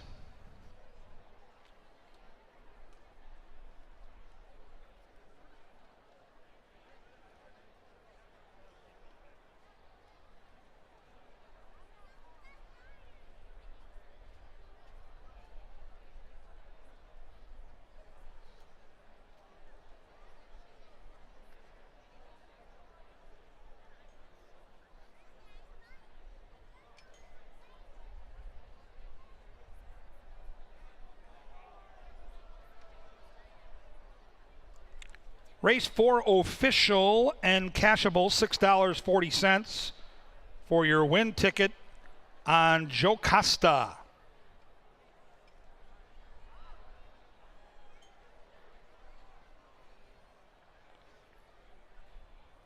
The 1-9 Luke Cunnin exacta $12.20. Trifecta $77.70. Superfecta, look at this, $115.02 with the favorite winning. 6-1 double returns $16.40. That pick 3 of 3 paid $63.10 for a buck. Second career win for Jocasta. She broke her maiden back in November of 23 at Delta Downs. This would be her first turf win as well.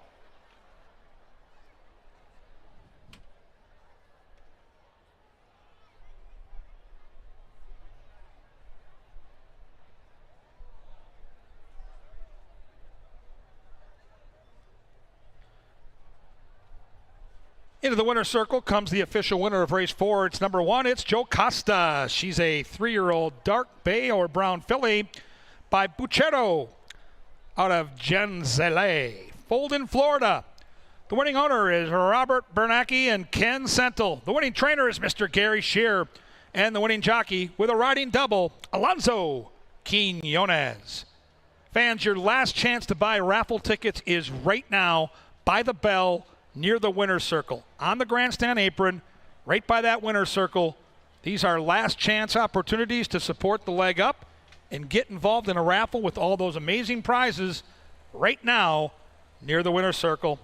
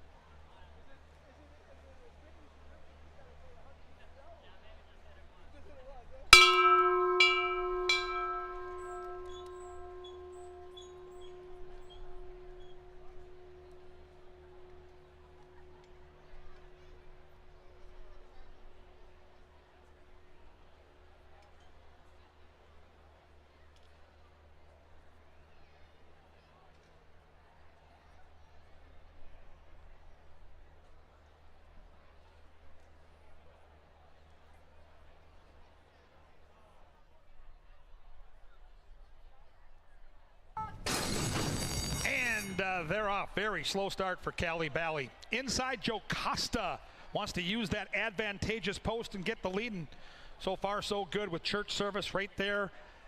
One from the outside is Shy Shy, and then it's one of the hot favorites, Go, Leanne, Go. Into the turn they go with Joe Costa speeding away to a half-length lead from church service. The pace is hot early. Shy Shy is 4 lengths behind those front markers. Then it's Go, Leanne, Go. On the rail comes Ms. Coronado Chrome. My Last Red Scent has got 8 to make up. And it's 3 lengths back to CC's Heart after that slow start. Cali Bally starting to make up ground. And My Woman Can See 'Em All. They went 23-2. Pace battle on with church service and Joe Costa ping-ponging on the lead. Head to head they go into the far turn. We'll see how much they can save for the stretch. Closing in is My Last Red Scent. In between is Go, Leanne, Go, and Shy Shy catches the eye and ready to roll on the inside. Behind those come Cali Bally and Ms. Coronado Chrome and the Q, and Joe Costa had to go quick early, but they swiftly sneak away, and Shy Shy tries to run that one down, and they stampede down that Canterbury stretch, and Joe Costa's still there. Joe Costa unwavering here. Inside is Shy Shy, made that big run, but Joe Costa is too good in race 4.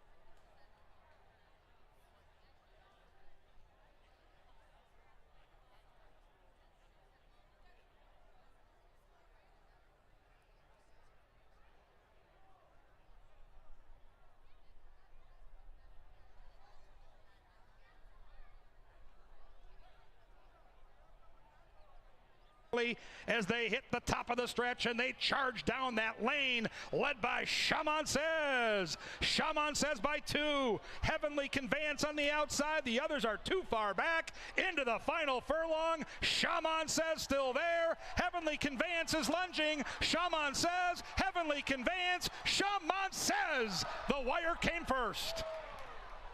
At the top of the Canterbury stretch, still there by 3. Chasing the 1 as they pound down that Canterbury stretch by 2. The favorite, Further Evidence, is all out in second. Outside is More Money More. Final football field they come. Further Evidence trying to run down, chasing the 1. Chasing the 1. Flag fall, trying to get the Vance all. Yes!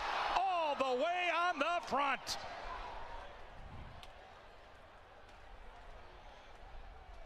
And G-Rod and Darn Quick trying to take them all the way. Citrus Bay trying to cling to that one. Nobody coming from the back of the pack. And in the final furlong, Darn Quick, the People's Choice, stampeding away. Now top of my game, trying to fill out the exacta, but Darn Quick was never in doubt.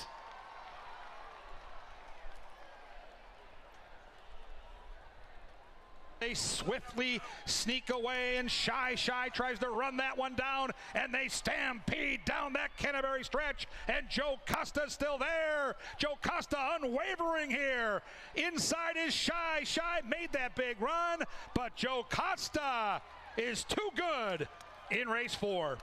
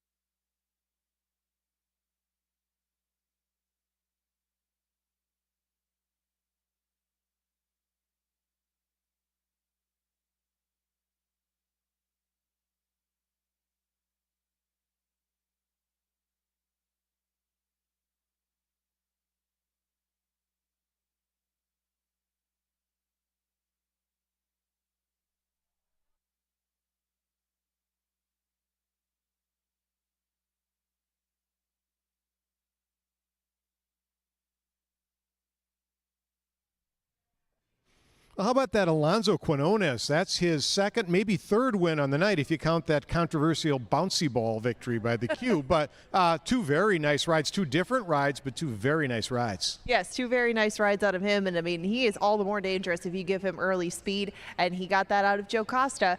Once she got on the lead, they couldn't run her down. Very nice effort on her part. And the money went her way from the start. Now, where's the money been going here in the 5th? Because I know that the money has not been going the way of Kevin Gorg or Paul Allen in getting to do a pre-race show with either one of them. So remember, if you want your chance to be out there strutting your stuff in the tub with either Paul or Kevin, and there are side pokes included. I think Jeff said he'd get a bottle of wine for the right person. Whatever we need, get in there and show us what you got in the hot tub show with either Kevin or Paul. Those are still up for bid in that silent auction. All right, now race number 5, we start at pick 4. So if you did not follow Angela's lead and didn't have the winner in your pick 5 ticket, this is where you reload and you play the pick 4 wager here. We're scratching the 2 and the 3. Let's just take a look at this field. We'll start with the 1, Speaking Loud. Serafin Carmona rides 13-1. This one to me is an outsider. Not necessarily loving the turf, 0 for 3, does have a second place finish, but going to be for long shot players only. Well, and a good horse to use vertically because he probably will be coming at the end of things. There's a few horses in here that like to come from off the pace, will probably be doing so at a price, and we know that they can handle the task at hand. They may not be the very best, and they may not have the most early speed, which has been very has been a good way to go tonight and in recent times. But Speaking Loud is still one that can add some spice into your vertical wagers. I passed John Mickelson in the hallway, and he said, "Tell him I'm coming." And I didn't know what he was talking about. Now I do. The 4, "Tell him I'm coming." Kelsey Haar rides for Robert Klein. This horse has 1 out on the turf, finished 5th, beaten by 3.5 lengths. I was a ways back, but now back on the turf after 2 tries. You know, it's a closer. If things melt down on the front end, "Tell him I'm coming" might just do that. Yes, the more pace, the better. And we can see him behind us now. "Tell him I'm coming" makes a good impression. He's a big leggy thing down here in the paddock. Would love to see all the pace up front. Same thing probably goes for Ask Arthur, though. I mean, he was closing in at the end of that last race, but he wasn't doing so with a sprinter sort of turn of foot. It looked like he was just making up ground bit by bit. You would think that a little bit more ground would be right up his alley, and he gets it here. Yeah, I thought Ask Arthur would take a lot of money and is not right now. It's 7-2, 1 of 2 owned by Nova Grazia. This one trained by Glenn Wisber. Certainly in with a shot here. My pick, Gypsy Chief, Lone Speed, my boy. This horse goes right to the front, and I don't think it's going to stop today. It got caught last time. I know you weren't real thrilled with the way that the horse sort of stopped and got caught. I think today that was just a test trip over the strip. This is the one. It's go time. I'm disappointed though that it's 8-5 down from a 7-2 morning line. Oh, you've never met an 8-5 shot you don't like, Jeffrey. But Gypsy Chief, I thought, had every shot at it last time with a similar trip that you just outlined, and he got caught. I just think that there's some nice horses in here that might run him down again. I did use him in the mix. Maximus Maple Mo, the least experienced member of the cast. I mean, what do you make of him in here? This is a long shot. 1 out, didn't get bet when it did run, got beat well by Ask Arthur. Again, for long shot players only. The 8 Jetstream. If Quinones is going to win 3 races tonight, he's going to have to do it aboard a long shot for Stacy Rushton. This horse also comes out of that Gypsy Chief race and got beat by about 10 lengths by that one. So again, this is a long shot. I didn't see necessarily a bad trip. Did have a slow start, so maybe a quicker break could get that one into the mix. Shotgun Runner, that's the other Novogratz horse contender. Yeah, anything wearing the Novogratz Silks right now has to be seriously considered. And Shotgun Runner has more experience on the turf than does his stablemate. He, too, looks good down here in the paddock. He is tugging a little bit and getting his way out of the walking ring and towards the track. And Parisian Promise, the last of this group to head out to the track. Bombs away on the outside for Brucey Rican. Might want to mix that one into your trifecta or your superfecta. The pick 4 starts here, and it starts in 8 minutes. Make your way to the wagering windows now.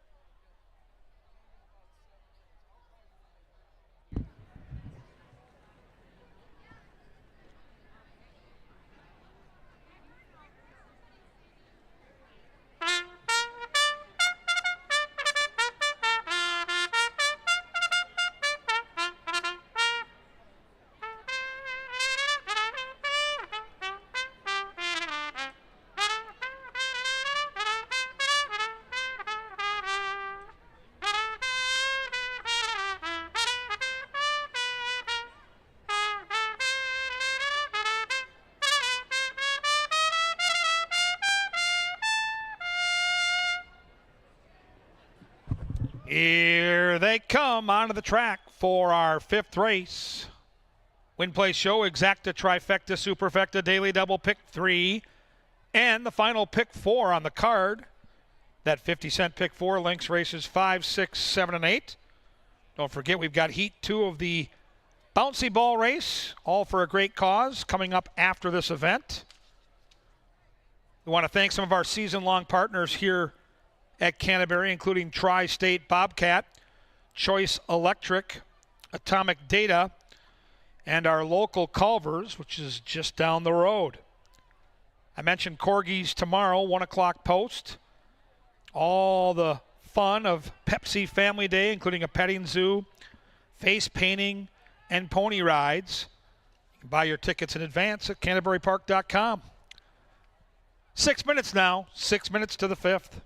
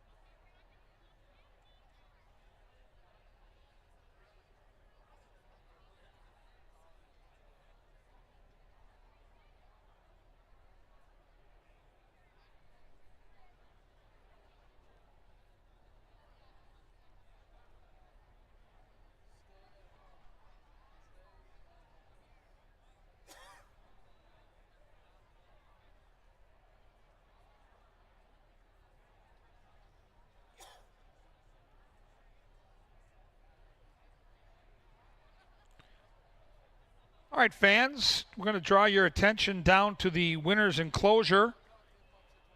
We appreciate all the great support tonight for Leg Up, and one of the big prizes in the raffle about to be given away. Jay Daly in charge. The bike is in the winner's circle. The winner's about to be announced. Here we go.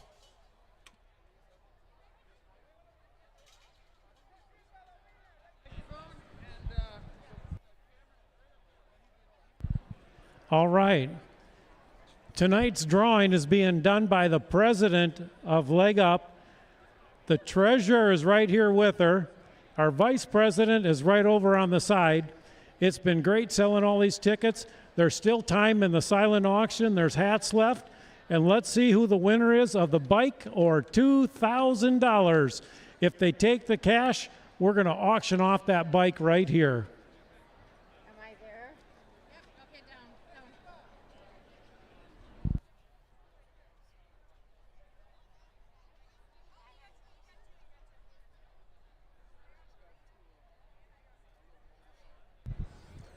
All right. No. The winner is Dale Willard. Woohoo! Where is he? Dale, where are you, buddy? Dale, we're looking for you. Where is he? Where is it? Dale? That little Dale. guy. Yeah. Dale Willard. This gentleman bought lots of tickets every night we sold. Where are you, Dale? Come on down. What's his number? Okay. 52 Okay. Up, yeah. 292 952 292. 9944, I think. Is Dale Willard here? We're looking for him. He needs to come on down. Hey Dale, it's Kay King with the Leg Up Fund. You just won the e-bike. Can you come on down? It went right.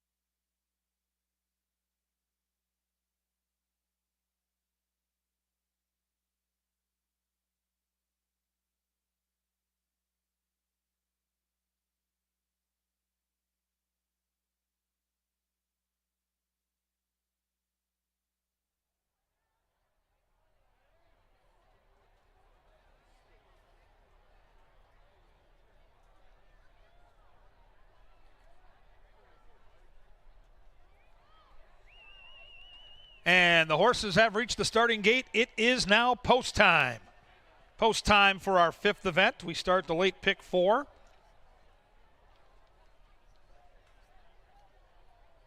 As they load in, Gypsy Chief, the 6, is 7-5. Joe Novogratz has a couple, including Ask Arthur, who's the second choice at 3-1, and Shotgun Runner, third choice, 9-2. The Novogratz horses have moved in.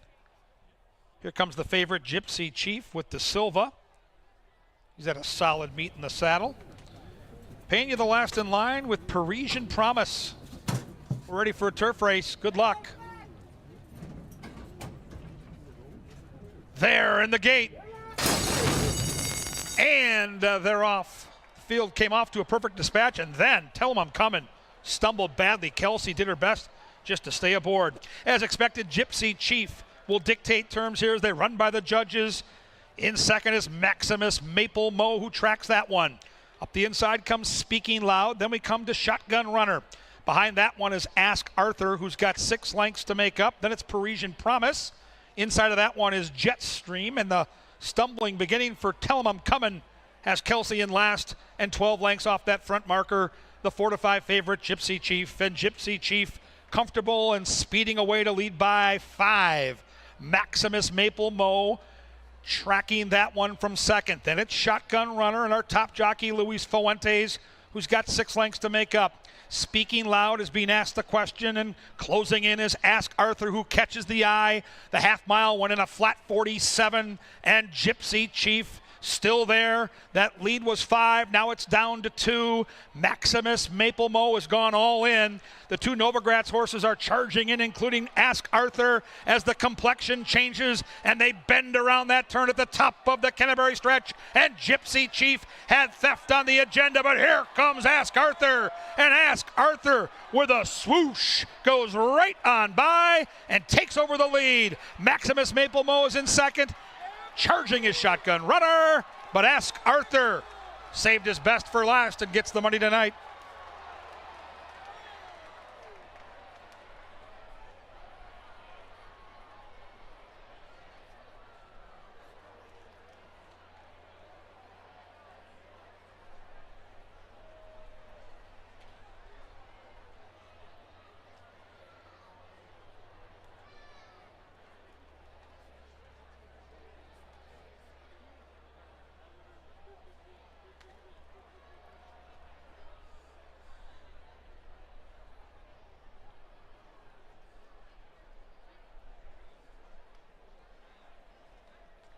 Finishing time up on the board in 1:31.79.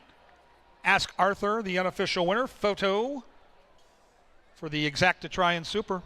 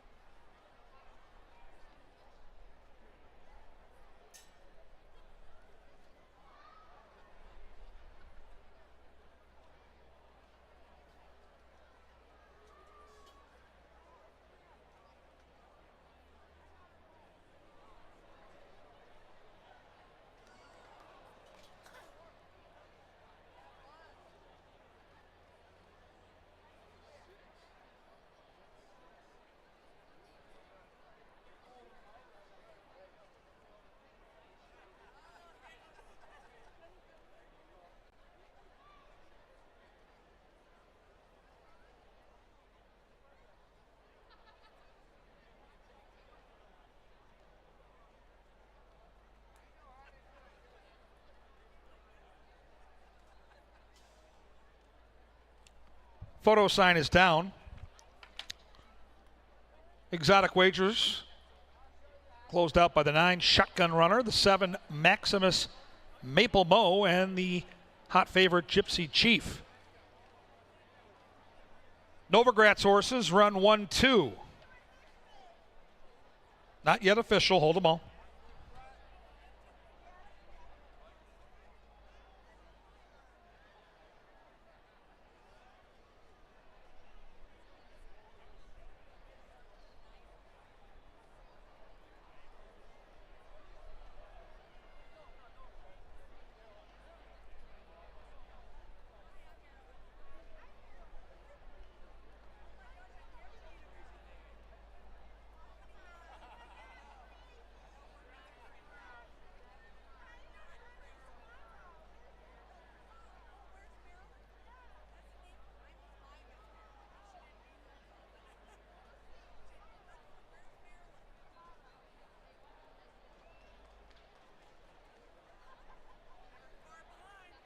Ladies and gentlemen, we urge you to hold all tickets. There is a jockey's objection in this race.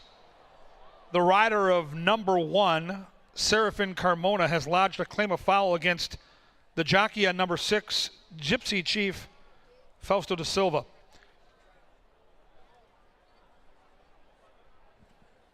It's a trainer's claim of foul. The 1 on the 6. Trainer's claim of foul, not a jockey objection. So stewards have been assembled here. Track referees, as you can hear. The front 3 horses are not in question. Trainer's objection, 1 versus 6.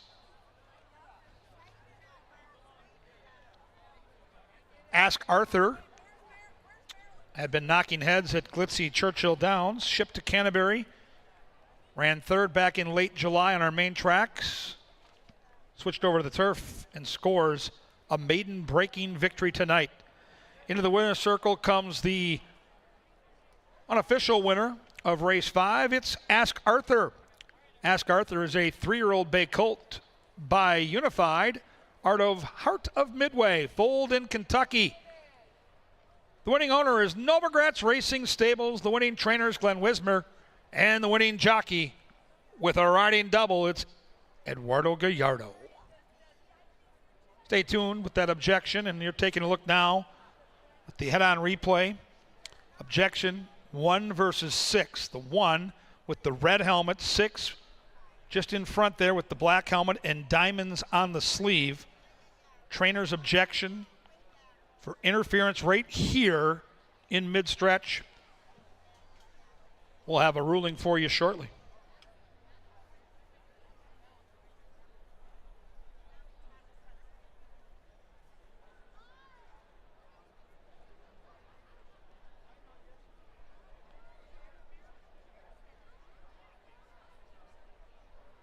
In addition,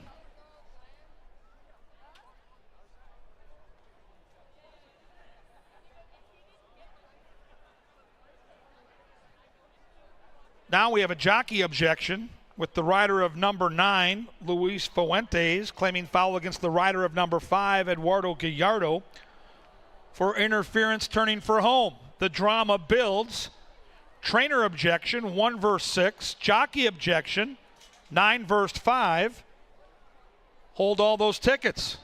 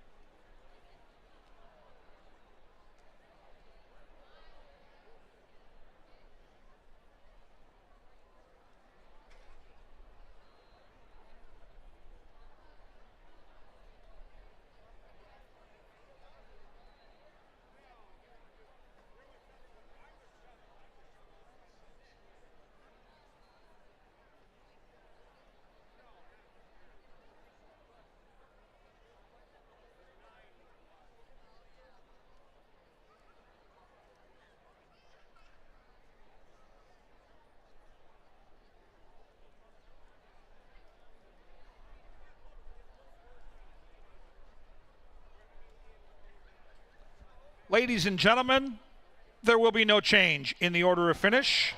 Track referees have looked at both of these situations and deemed that the one horse Speaking Loud caused his own issue by trying to go where there wasn't space. Now, track referees also ruled that the 7 horse was the horse that came in and slightly impeded that 9, so no placing finish was changed by anything that the 5 Ask Arthur did. Track referees rule no change here in race 5. It's now official and cashable.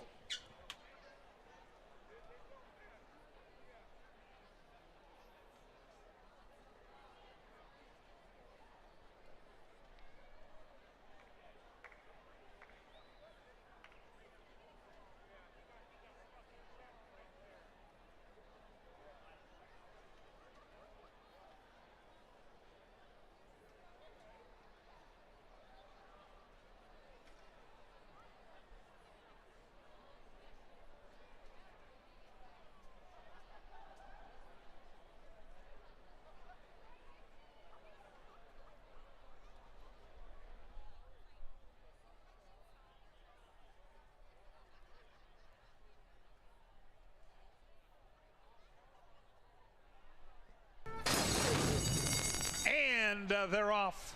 Field came off to a perfect dispatch, and then Tell 'em I'm coming stumbled badly. Kelsey did her best just to stay aboard. As expected, Gypsy Chief will dictate terms here as they run by the judges. In second is Maximus Maple Mo, who tracks that one. Up the inside comes Speaking Loud. Then we come to Shotgun Runner. Behind that one is Ask Arthur, who's got 6 lengths to make up. Then it's Parisian Promise. Inside of that one is Jetstream, and the stumbling beginning for Tell 'em I'm coming has Kelsey in last and 12 lengths off that front marker. The 4 to 5 favorite, Gypsy Chief, and Gypsy Chief comfortable and speeding away to lead by 5. Maximus Maple Mo tracking that one from second. Then it's Shotgun Runner and our top jockey, Luis Fuentes, who's got 6 lengths to make up. Speaking Loud is being asked the question, and closing in is Ask Arthur, who catches the eye. The half mile went in a flat 47, and Gypsy Chief still there. That lead was 5. Now it's down to 2. Maximus Maple Mo has gone all in. The 2 Novogratz horses are charging in, including Ask Arthur, as the complexion changes and they bend around that turn at the top of the Canterbury stretch. And Gypsy Chief had theft on the agenda, but here comes Ask Arthur. And Ask Arthur, with a swoosh, goes right on by and takes over the lead. Maximus Maple Mo is in second, charging his Shotgun Runner, but Ask Arthur saved his best for last and gets the money tonight.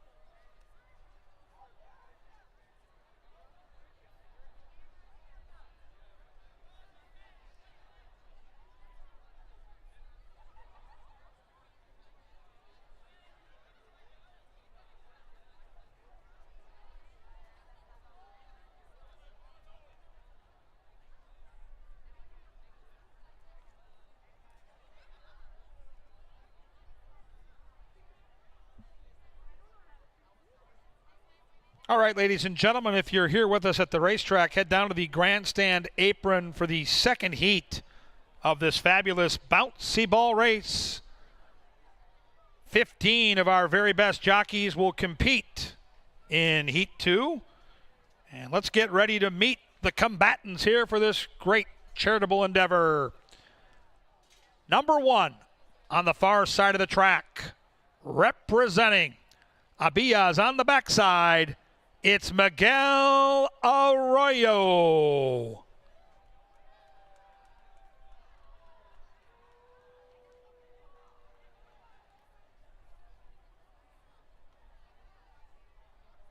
Number 2, representing Teresa and Randy Hilson, riding Alfredo, it's Alfredo Barejas.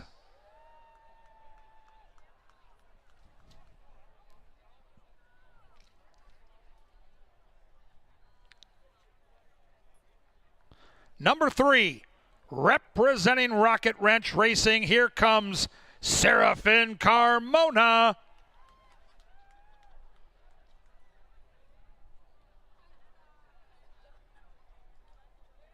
Number 4, representing Furlong Learning, it's Franklin Ceballos.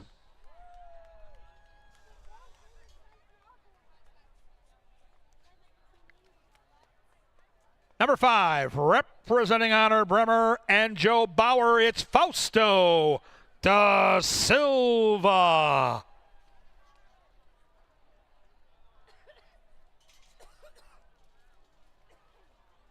Number 6, representing Barry and Joni Butzow, riding Zozos, it's Luis Fuentes.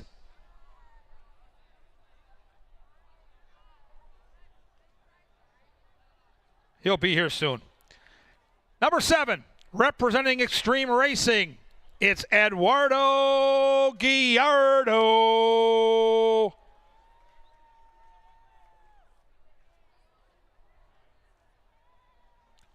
Number 8, representing the 2024 Canterbury Chapel, it's Kelsey Haar.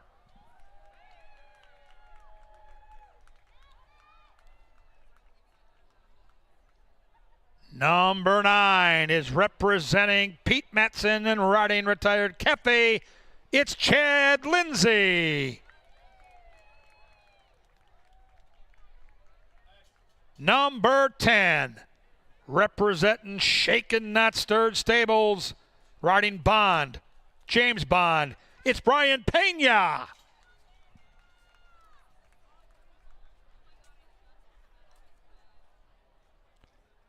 Number 11, representing Lynn Stables, riding Joel, it's Alonso Quinones. Number 12, representing Karen Offerman and riding Hazel, G-Rod Guillermo Rodriguez. Number 13, representing Claudia Goebel and riding Elmar Legacy, it's Constantino Roman.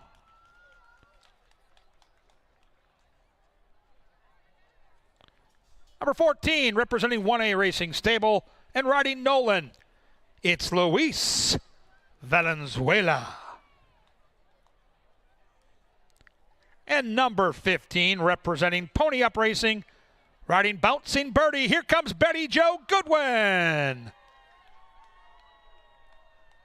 We are almost ready for heat number 2. No running now, jocks, no running. You must bounce the ball from start to finish. Our fabulous photogs are getting into position. Miss Ampey is our placing judge at the finish line. Well done, Anna. Ready, set, go! And there they go in heat number 2, and G-Rod took the early lead, joined in kind by Ceballos. And between jockeys, here comes Da Silva. Da Silva's lunging, it's tight. Oh, very, very close. We'll have to take a look at the photograph to decide the winner. Give these jocks a round of applause. They are doing this for a fantastic cause on Leg Up Night. We're back after race number 7 with that championship heat. Look at this finish. It was real close. Look at the Silva lunge. Look at the hat, the bill of the hat. It's the Silva. It's the bill of the hat. Unbelievable. I don't see a bouncing ball right there, though. Look at this. Oh. Pena diving without the bouncing ball with him. What a mess.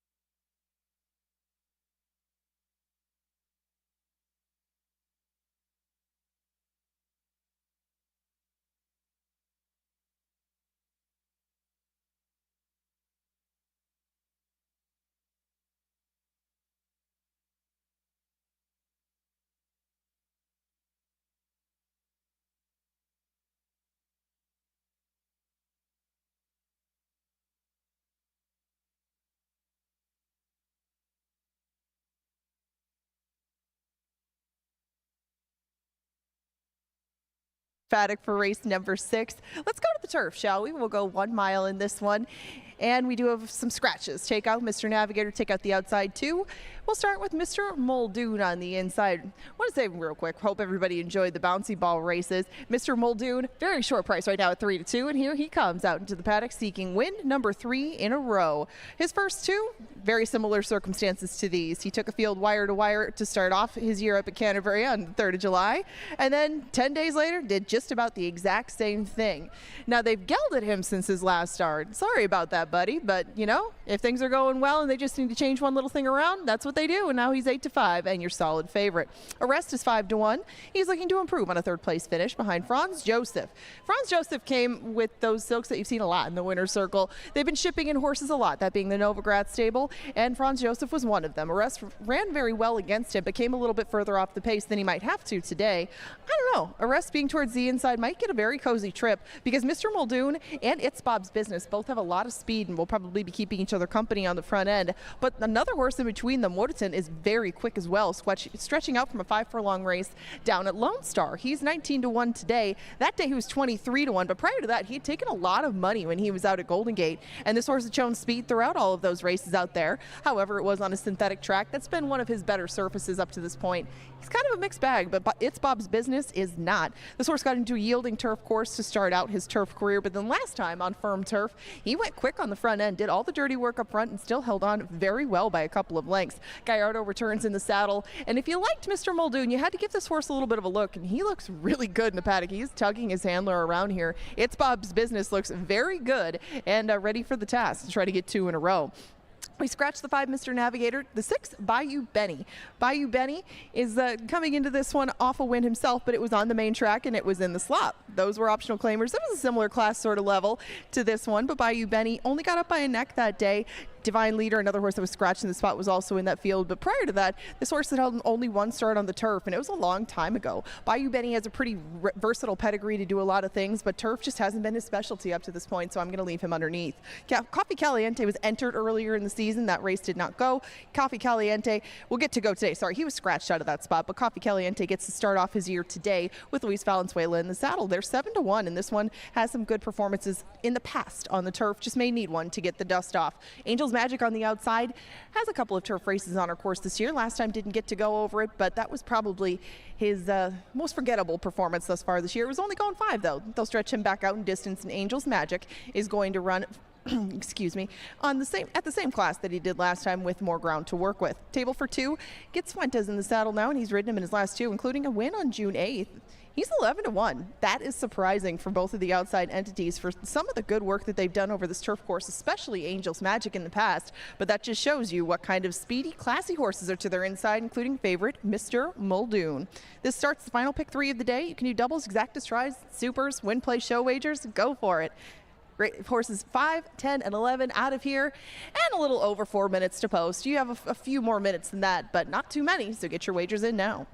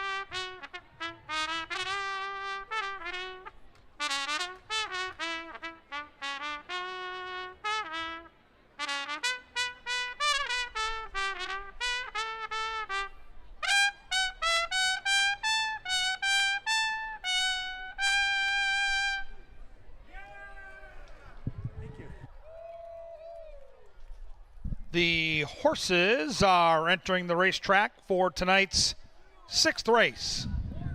Win, play, show, exacta, trifecta, superfecta, daily double, and a pick 3 available.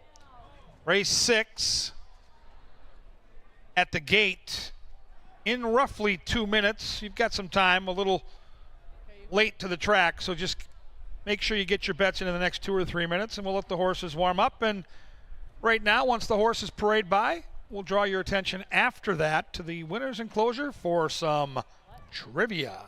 There you are. Bayou Benny.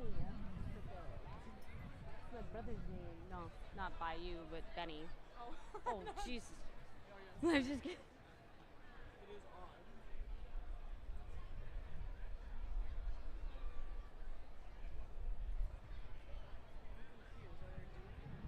I don't know. I mean, they probably know me, so that's why they're like probably. That's where I'm like, I don't want to.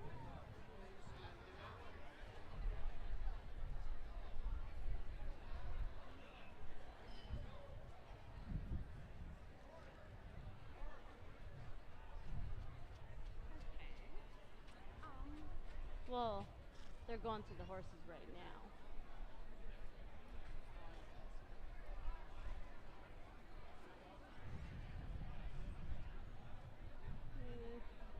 There's only 9.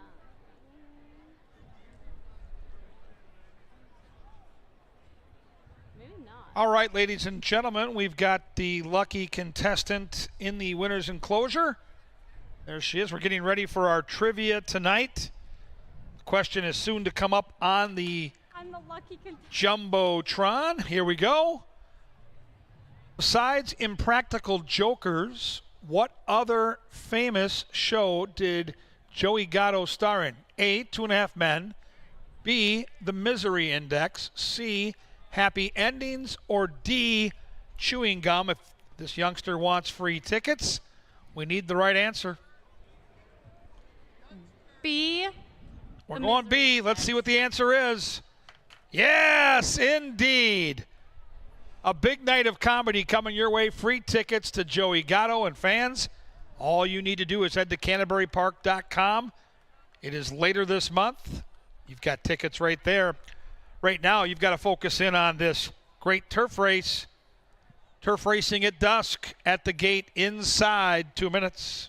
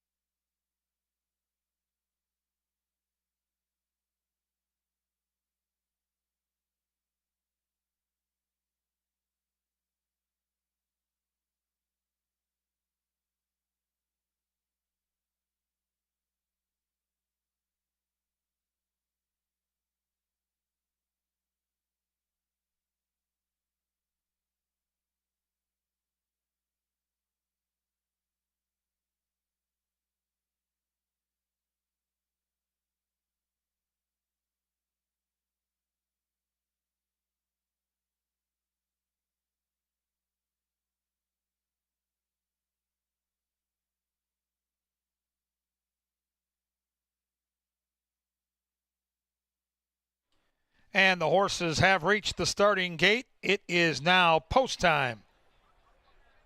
Post time here for our 6th. Mr. Muldoon, looking for 3 consecutive victories, is even money and favored. Will be the first in line. I want to thank our season-long partners that include Greystone Construction, Gallagher, and the Fairfield Inn. Second choice here, the Minnesota bred It's Bob's Business. Arrest, the 2, third choice at 9-2. Moving in.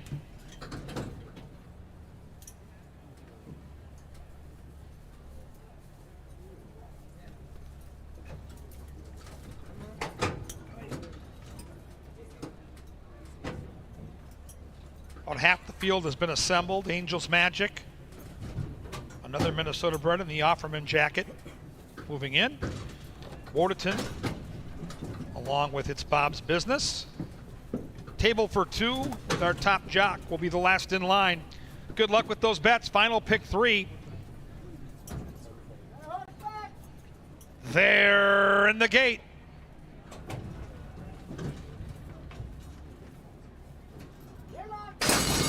And they are off. Even dispatch inside Mr. Muldoon. Middle of the pack, It's Bob's Business, and the 2 speedballs hook up right away. Arrest gets a great tracking trip from third. Then it's Bayou Benny. Outside is Angels Magic. In between horses is Waterton. That's a big gap of 5 lengths. Back to the 2 trailers, Coffee Caliente and Table for 2. Mr. Muldoon, heavily favored and pressured on the lead. It's Bob's Business, won't let him get away with that easy lead. And those 2 go an opening quarter mile and a snappy 22-4. Waterton starting to intensify those front markers with his bold move now. 3 of them nearly a neck apart. Arrest is just in behind those horses, as is Angels Magic. It's a gap of 4 to Bayou Benny. Up the inside comes Coffee Caliente, and Table for 2 can see them all, but only 6 lengths from front to back. They slowed it down to the half at 46-4. And Mr. Muldoon leads it by 3 parts of a length. It's Bob's Business has been right there every step of the way.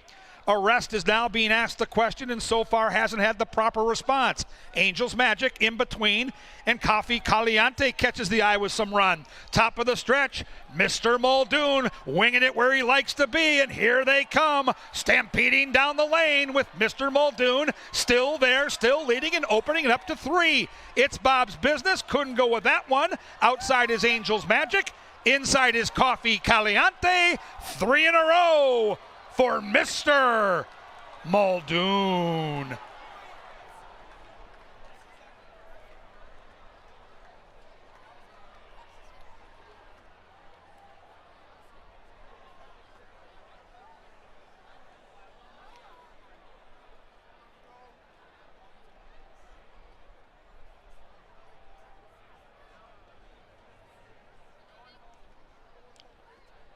$137.75.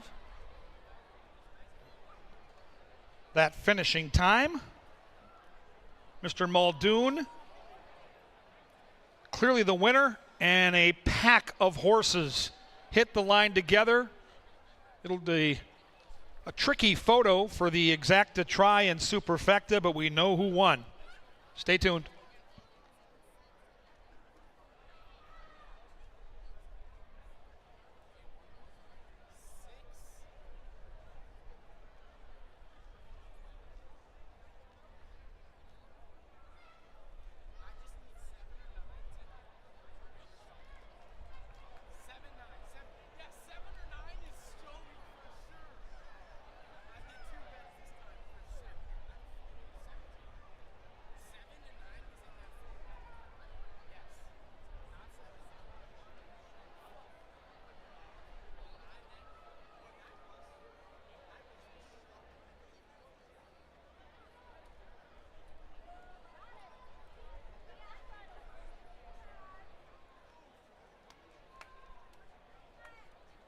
Under a full moon, it was all Mr. Muldoon.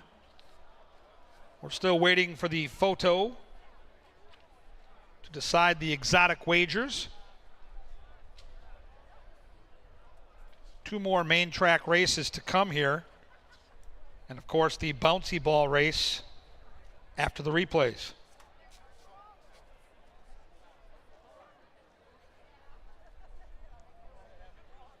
Photo sign is down. Exotics decided 1-4, 9 and 6.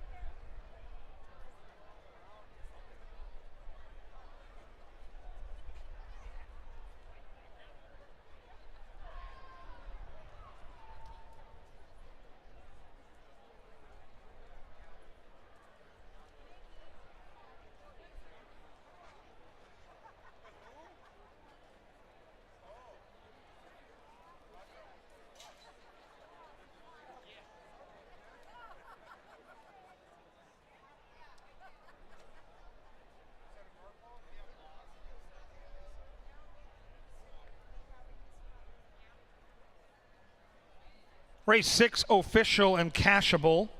That 50-cent trifecta, $13.55. 10-cent super, $39.14. Double, 5 and 1, $13.20. Pick 3 paid $23.30. The Jewel Erickson Eck 1-4 exacta for $1, $5.10. Third straight win for Mr. Muldoon, who is a 4-year-old bay gelding by Good Magic out of Hazy Glow. Foaled in the state of Virginia. The winning owners, Extreme Racing Stables. The winning trainer with his second on the card tonight is Mr. Mac Robertson. And the winning pilot is Serafin Carmona.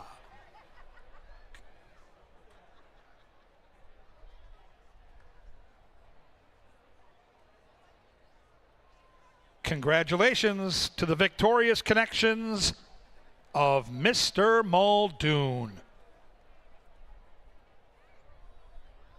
And with this win, we'll have another charitable donation to the Leg Up Fund. There'll be a ringing of the bell. Congratulations to all those folks from Extreme Racing, great supporters of our game here in Minnesota. Bouncy Ball Championship is coming up after the 7th. We scratched the 5 in that race. And there's the big bell.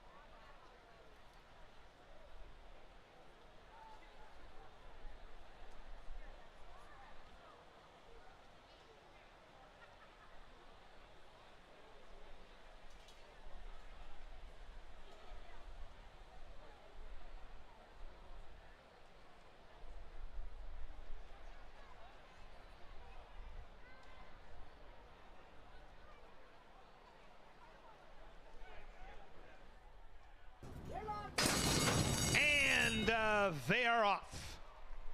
Even dispatch inside Mr. Muldoon. Middle of the pack, it's Bob's Business, and the two speedballs hook up right away. Arrest gets a great tracking trip from third. Then it's Bayou Benny. Outside is Angel's Magic. In between horses is Wodaton. That's a big gap of 5 lengths. Back to the two trailers, Coffee Caliente and Table for Two. Mr. Muldoon, heavily favored and pressured on the lead. It's Bob's Business, won't let him get away with that easy lead. And those two go an opening quarter mile and a snappy 22-4. Wodaton starting to intensify those front markers with his bold move now. 3 of them nearly a neck apart. Arrest is just in behind those horses, as is Angel's Magic. It's a gap of 4 to Bayou Benny. Up the inside comes Coffee Caliente, and Table for Two can see them all, but only 6 lengths from front to back. They slowed it down to the half at 46-4, and Mr. Muldoon leads it by 3 parts of a length. It's Bob's Business has been right there every step of the way. Arrest is now being asked the question and so far hasn't had the proper response. Angel's Magic in between, and Coffee Caliente catches the eye with some run. Top of the stretch, Mr. Muldoon winging it where he likes to be, and here they come, stampeding down the lane with Mr. Muldoon still there, still leading and opening it up to 3. It's Bob's Business, couldn't go with that one.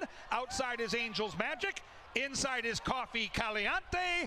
3 in a row for Mr. Muldoon.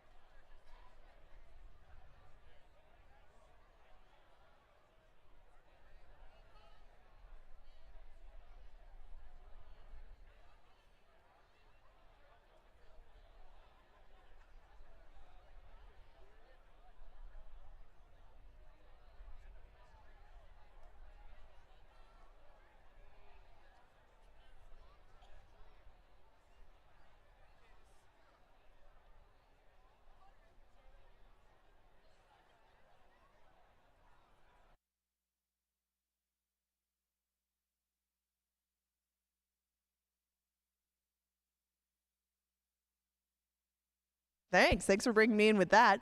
Now we've come to the late devil in race number 7, and I want to remind you, when this race goes off, that silent auction is over. If you have not bid on anything in that silent auction that you had your eye on, you got to do it now. They are closing very, very shortly. There's some great stuff in that silent auction for the Leg Up Fund. Get in there right now on track level. Take a look, get in a bid. It will be closing in race 7. This 7th race is on the dirt. 6 furlongs is the distance. If you would please scratch out the 5, Shotcrete. We have a lot to get through, including Hanging Tough on the rail. This is the endorsement of one Jeff Madey, taking him off a 5th place finish. That was a further behind early effort than he had been previously. At Delta and up here, being close to the pace was important to Hanging Tough because he had good speed, but not a whole bunch of acceleration late to him. 14-1 is the price that you're going to get on Hanging Tough. He has to find a bit more closing gear than he did last time or stay a bit closer in the process. Now, Cal-El is a much different case than Hanging Tough. He's coming off the turf. He's cutting back in distance. He's 23-1. Both of these healthy prices with very different stories to tell. But Cal-El has had success on our main track in the past. He hasn't had much experience doing it. It's just that a little more distance has generally been his friend, and Cal-El right now is one of the field's long shots. 17-1 is the price you get on Passion of Joe's. And this was a horse that I liked in here. I did use him on my pick 4 ticket. He's 17-1, or pick 5 ticket, because he's only had one start up here. It was a decent 3rd place finish. De Silva gets in the saddle. He's had a really good couple of weeks. And Passion of Joe's got himself into contention on the turn, stayed on well coming for home. I mean, the last furlong or so he got tired, but he had every right to. He hadn't run since March. I am going to use him in the mix, and that price is way too good to pass up. Happy Hour Bobby right next door. Very, very speedy combatant in here. He looks to get another win for Alonso Quinones tonight on the front end, most likely, and he is 5-2. Makes all kinds of sense off that 2nd place finish, but that was going 5 furlongs last time. That's really the only thing I didn't care about this one for. 6 furlongs as opposed to 5 isn't too much of a difference, but Happy Hour Bobby might see some competition on the front end. Don't know if they're as quick as he is, but he probably will get tested every step of the way, and I would not be surprised if Jackson Action stays a bit closer in doing so, as Jackson Action broke his maiden last time, going 5. He gets to go 6 tonight. I mean, he's another one that seems to like these shorter distances, but likes to come from just off the pace doing so. He's not quite quick enough out of the gate because he is a sizable horse to get himself right into the race early, but he seems to come on very well late, put all the pieces together last time, and makes a pretty lateral move into this non-2 category. 14-1 on General Crook right next door. General Crook makes a drop in class, but he's also coming off the turf course himself. You do have a couple making them surface switch. They're big prices as well. Unique Path had run on the turf a long time ago, but Unique Path has been going generally longer lately. Last time did so on the dirt. He was behind stablemate De Ghost that day. He's changed, well, not really changed barns. Martin Escobar is the trainer of note on Unique Path. This one should be coming late, as well as Lemon Meringue. He's been taking money throughout. He's currently 9-2 off that 10-1 morning line. Lemon Meringue is yet another one coming off the turf course, cutting back in distance, who had run well going 1 turn on the dirt in the past. Kapala broke his maiden, and he did so going 1 turn on our dirt a few back. Kapala usually comes from off the pace. He's 21-1, another healthy price in this group. Just 2 more to complete the lineup, and they will be probably big prices too. They head out to the track. That is I Wish I Could on the outside. I Wish I Could ran a pretty good race. He ran up close to the pace, looked like he was falling back, but then kept plugging on for 4th last time, and he is another one that I kind of like in this spot because just didn't see it as one that I thought could be solidly backed with just the favorites in these pick 5 tickets. We find out in 8 minutes who is going to win race number 7, and a wide open one it is. It's your last double opportunity of the night. You can do exactas tries, 10-cent supers, whatever you wish in this upcoming 7th race. Right now, it looks like your 9-5 favorite still resides right in the middle of the field, Jackson Action, as they head out to the track.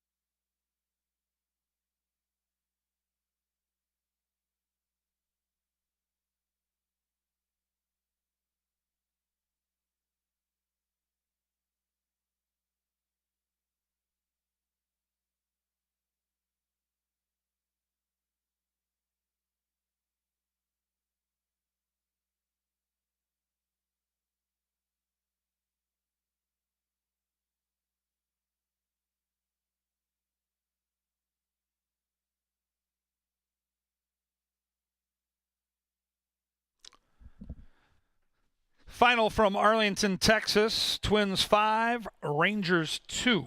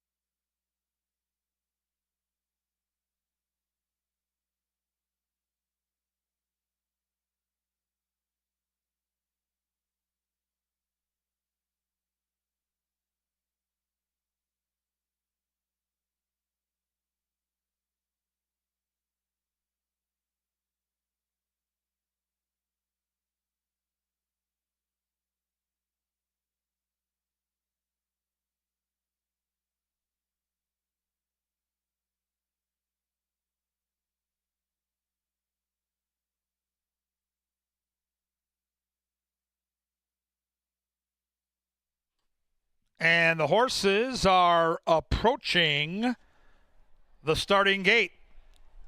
I want to welcome the 7-time Bartender of the Year, Miss Lauren, along with 2 of the Shamrock course record holders. Abe and Razor, we're not sure if those course records were set at the bar or on the course, but along with Lauren, we're happy you're here enjoying a big night at Canterbury. 2 more races to settle this late pick 5. Action Jackson, the 6.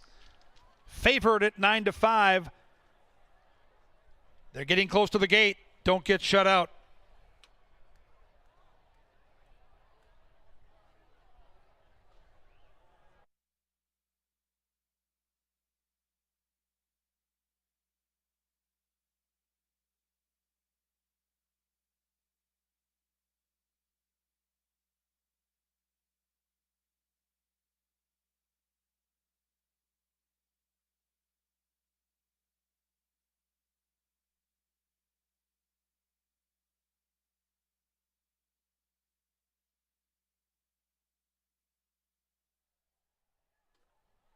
They are arriving at the starting gate. It is now post time. Post time for the late double in race 7.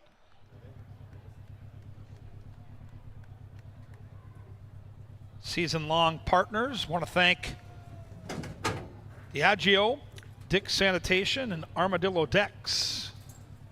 Big night tonight for Leg Up. Raised a bunch of money for folks that make this game go here at Canterbury. Really appreciate your patronage here, fans. Good luck with your bets. Action Jackson is one of 3 Minnesota breds here in this crowded 11-horse field. Nearly all assembled. Here comes Capella, the green coat. Passion of Joe's with De Silva's next. We come to Happy Hour Bobby in those familiar Lindgren silks. Second choice right now on the betting board. 2 more left to load. The favorite, Jackson Action, and G-Rod with I Wish I Could. G-Rod moving in. Well done. There in the gate. And they're off. That big field came off perfectly, and Happy Hour Bobby with that patented early speed quickly sprints away and leads by 2. Jackson Action, the favorite, content to track from second. Inside is Hangin' Tough. Hangin' Tough is joined by Passion of Joe's, along with Cal L, and the last horse away is Capella. Happy Hour Bobby and the Q looking for a riding triple, leading it by 2. Jackson Action is out after that one. Hangin' Tough catches the eye down inside with Passion of Joe's, and outside is Unique Path at 60-1. Behind those runners come Lemon Meringue. After Lemon Meringue is Cal L as they bend around that turn, and Happy Hour Bobby is feeling the pressure from the long shot. Unique Path, and Unique Path at 60-1 puts the neck right up to the throat latch of Happy Hour Bobby, who spins them down the Canterbury stretch. Happy Hour Bobby under pressure. Unique Path is there. Here comes Lemon Meringue, and inside is Passion of Joe's. The long shot. Unique Path is 60-1 and leading. Unique Path trying to blow the tote board up. Passion of Joe's is lunging. Passion of Joe's, Unique Path, too tight. A photo in the 7th.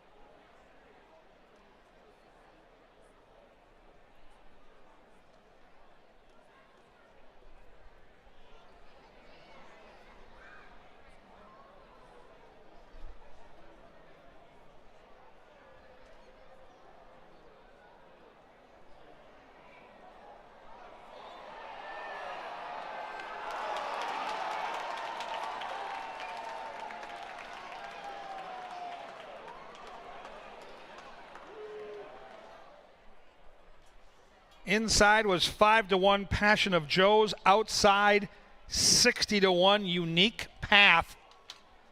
A spine tingler in 113.54. Waiting on that Polaroid. Hold those tickets.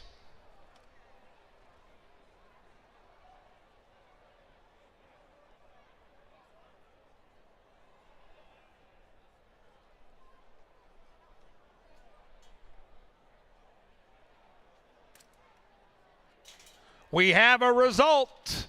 The winner is the long shot at 60-1. 8, 3, 9, and 4. Unique Path came into this race 1 for 29. And the Bug Boy gets the nose down in time.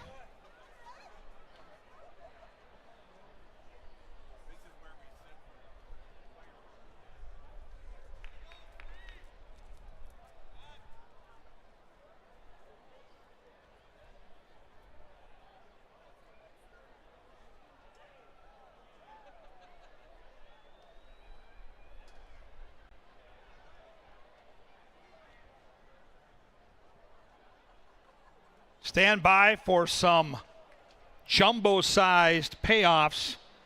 $137 to win on Unique Path, who is set to move into the winner's circle for the second time in his 30-race career. Unique Path is a 6-year-old bay gelding by Quality Road out of One of a Cat, Folden, Kentucky.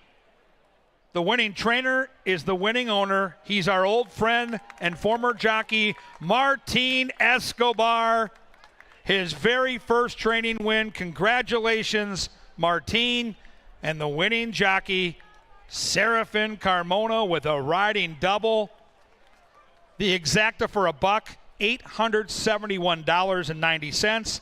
The 50-cent try paid $3,072.85. The 10-cent super, $2,601.78. The 1/8 double paid $140, and the pick 3 for $1 paid $1,881.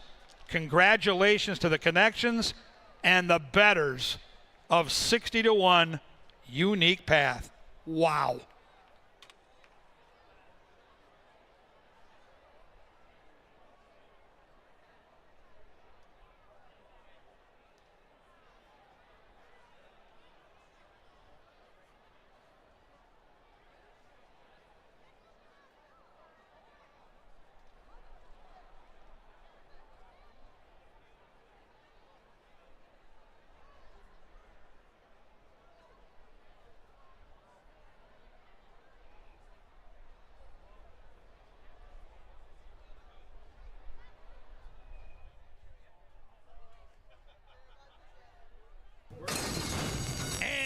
They're off. That big field came off perfectly, and Happy Hour Bobby, with that patented early speed, quickly sprints away and leads by 2. Jackson Action, the favorite, content to track from second. Inside is Hangin' Tough. Hangin' Tough is joined by Passion of Joe's, along with Cal L, and the last horse away is Capella. Happy Hour Bobby and the Q looking for a riding triple, leading it by 2. Jackson Action is out after that one. Hangin' Tough catches the eye down inside with Passion of Joe's, and outside is Unique Path at 60-1. Behind those runners come Lemon Meringue. After Lemon Meringue is Cal L as they bend around that turn, and Happy Hour Bobby is feeling the pressure from the long shot, Unique Path. And Unique Path at 60-1 puts the neck right up to the throat latch of Happy Hour Bobby, who spins them down the Canterbury stretch. Happy Hour Bobby under pressure. Unique Path is there. Here comes Lemon Meringue, and inside is Passion of Joe's. The long shot. Unique Path is 60-1 and leading. Unique Path trying to blow the tote board up. Passion of Joe's is lunging. Passion of Joe's. Unique Path too tight. A photo in the 7th.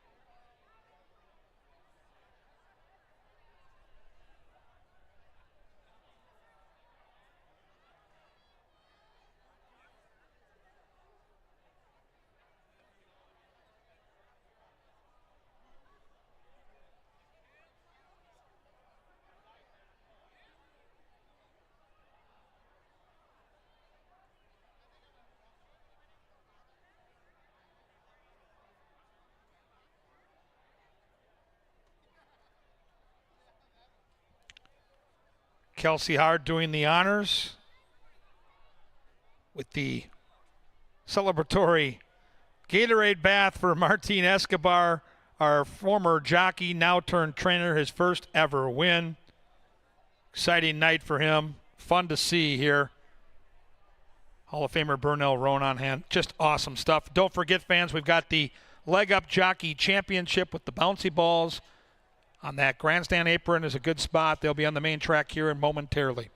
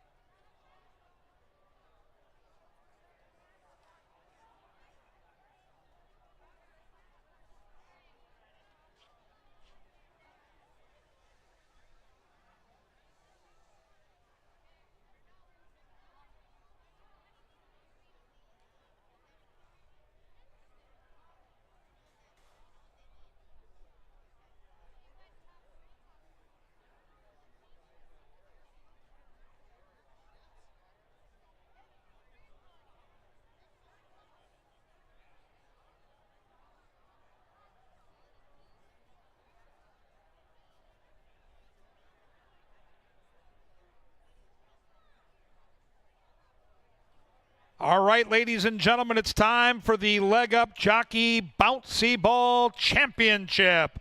Let's meet the finalists, starting with number 1, the Q, Alonso Quinones.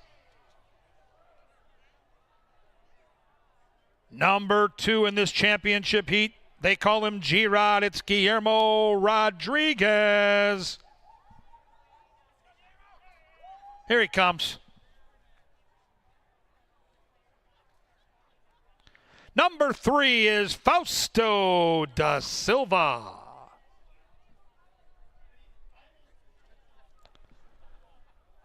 Number 4, Elval Luis Valenzuela.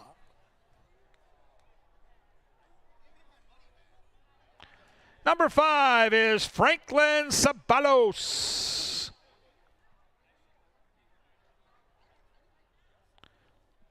Number 6, Brian Pena.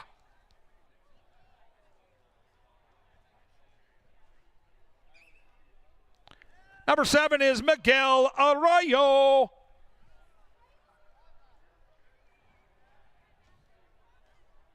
And number 8, Alfredo Barajas.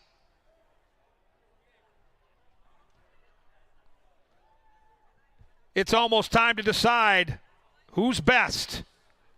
We know what great athletes these jockeys are, but can they bounce that ball and come all the way to the finish line? Our photogs are getting into position. Our placing judge is Miss Anna Ampe. We are almost ready to settle the bets. It's the Leg Up Jockey Championship. Ready, set, go! And there they go. We got all kinds of excitement. G-Rod has the lead. Da Silva is charging. G-Rod, Da Silva, and they just start running. Oh, no, I don't know what's going to happen. The judges will have to make a tough call here because they all cheated.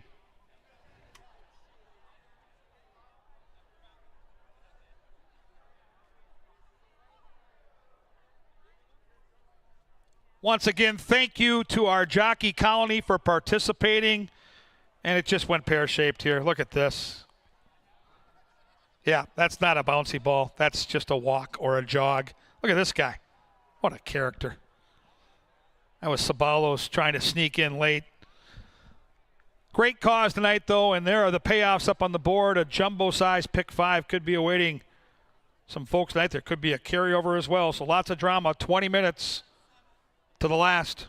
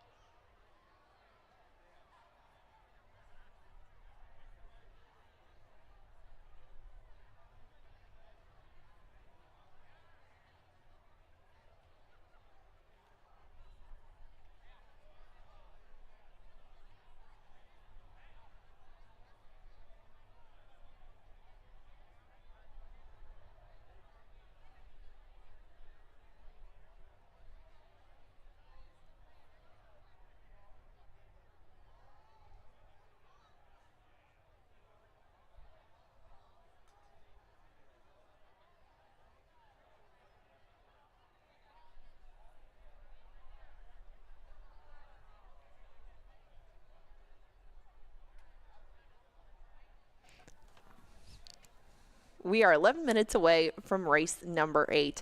I want to say thank you one more time to everybody coming out for Leg Up Day. It was a very, very fun day for all of us, including your track announcer. Well done, Kevin Gorg. This has been, I know, quite the long couple of days, but you have knocked it out of the park, and it was a great pleasure to listen to you.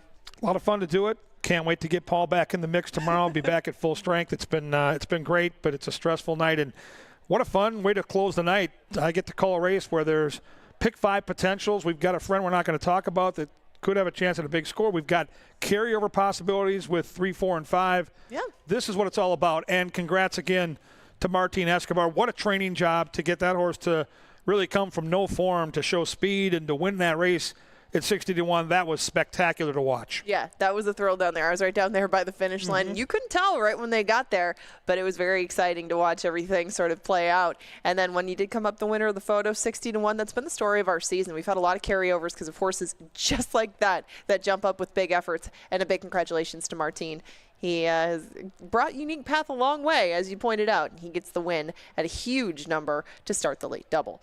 10 minutes away from race number 8, evenly matched group. You like the inside horse. I like the outside horse. Shall we dive in? Yeah, to me, those two stand out. I think the bookenders here really stand out. And what's cool, Ange, as we handicap together, they come out of the same race.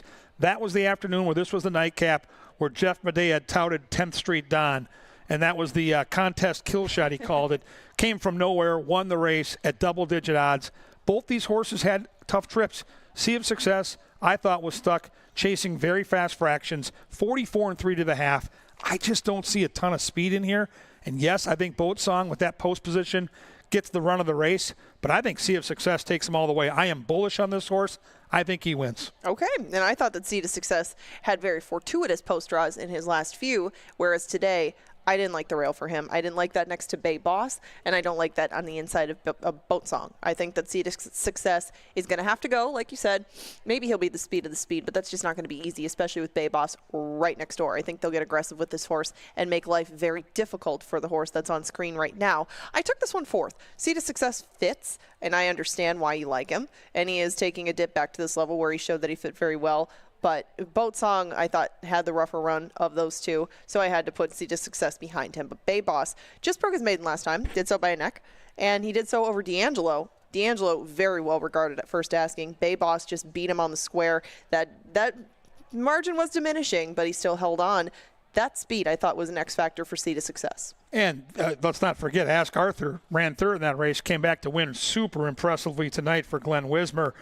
The blinkers went on, and he went fast last time, but he didn't go Sea of Success fast. He went 22-2, 45-3. On paper, unless they do something crazy, he's a length or two behind. But I think he can put pressure on Sea of Success, and that is the X factor in the race. If they hook up, they're done, and Boat Song will cruise by him. Bay Boss holds the key to the race. I think Sea of Success is faster, and from the inside has to go. Now, if they hook up, and if Boat Song gets swung into that pace battle, Deflator is a horse that I think could have some luck coming from the back of the pack. So keep an eye on Deflator. Mouse has been sitting around all night talking about Deflator, calls this horse Flatey, thinks this horse has a chance to win. This would be a great way for us to end the night because Mouse will cash and we'll get a carryover. Jeff Madej, Angela, likes My Crazy Neighbor to be an X factor. The Chicago shipper, we have seen more shippers over the last 2 summers from Hawthorne sneak in and win big races. Can you think the 4 can have any chance here? I took him 3rd. Yeah, I think that My Crazy Neighbor can make an impact in here if things do get hot and heavy up front. And I'm sure that in bringing this horse up here and actually running him in this spot, they would assume that this level would have a hot pace because it does quite a bit.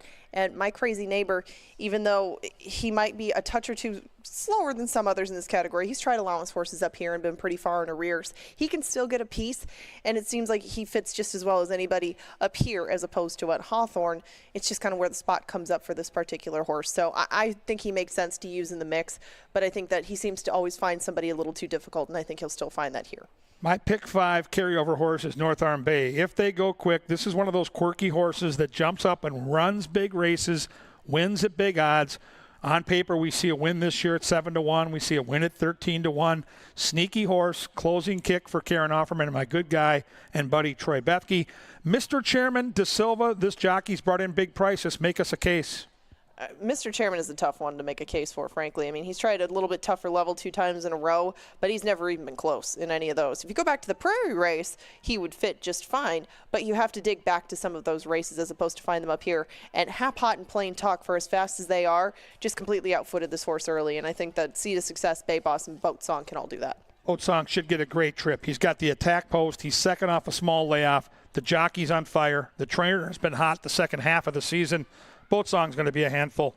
He is. And, he was on the inside, didn't have a place to go. They waited for a gap to open up. It did not. He had to go to the outside, and he still came up just short. I guess it's me, Jay, Ron, T-Pop, and Jeff on Boat Song. Kevin Gorg, you can have Seed of Success on the inside, and that's where everybody lands in the 8th race. They're headed out to the track for a very evenly matched quality group to close out Leg Up Saturday. That'll go off in 5 minutes. Thank you again, everybody, for joining us, for joining in with the silent auction, all the other fun activities, the bouncy ball races. It has been a great pleasure having you for your Saturday night. We're 5 minutes away from closing it out, and we'll be back for Family Day starting at 1 o'clock tomorrow with the Corgis.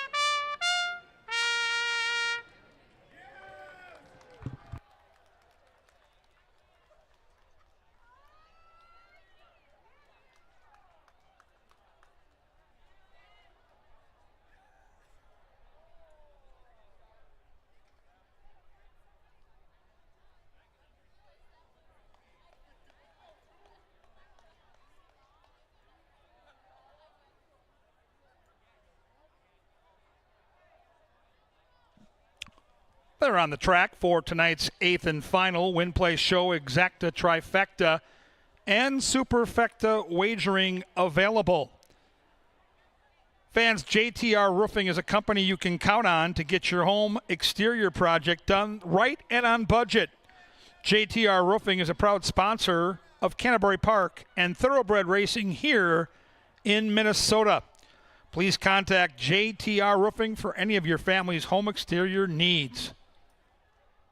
Continental Diamond is the race sponsor. They have been a great supporter of this racetrack for many years. Best jewelry store in Minnesota is Continental Diamond. They're over in St. Louis Park. Check them out. Now, we got just about 3 minutes here to the lucky last. Pick 5 to be decided. Good luck with those bets.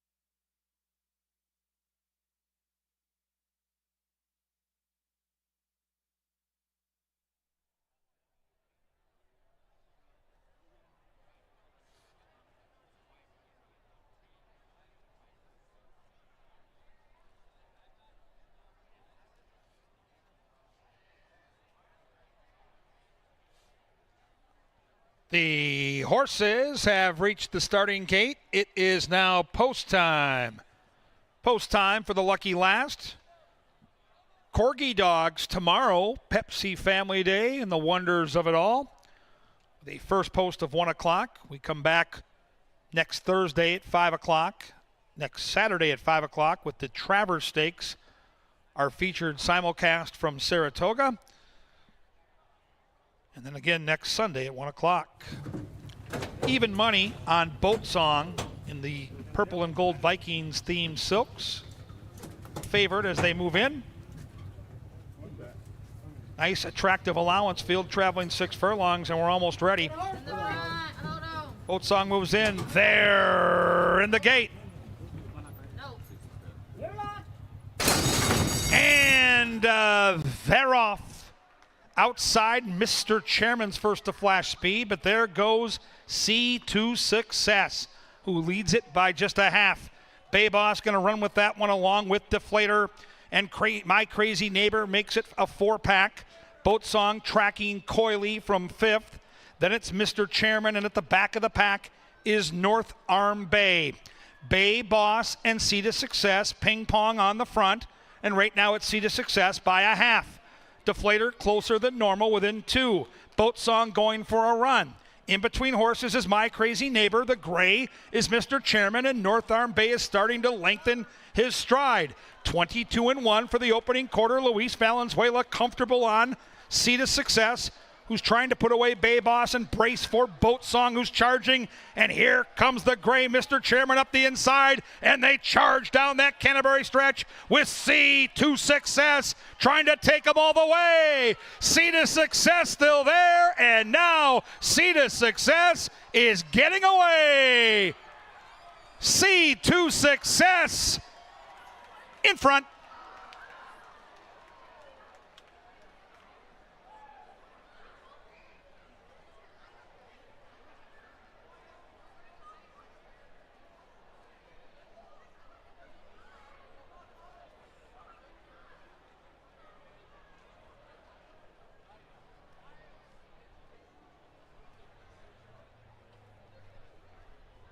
One, 6, 2, and 7 in 111.64.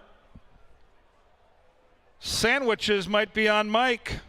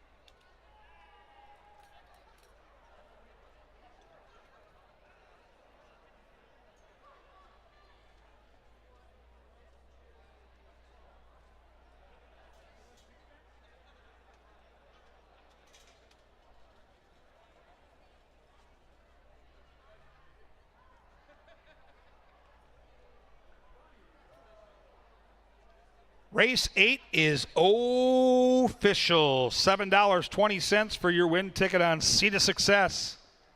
That trifecta paid $141.25.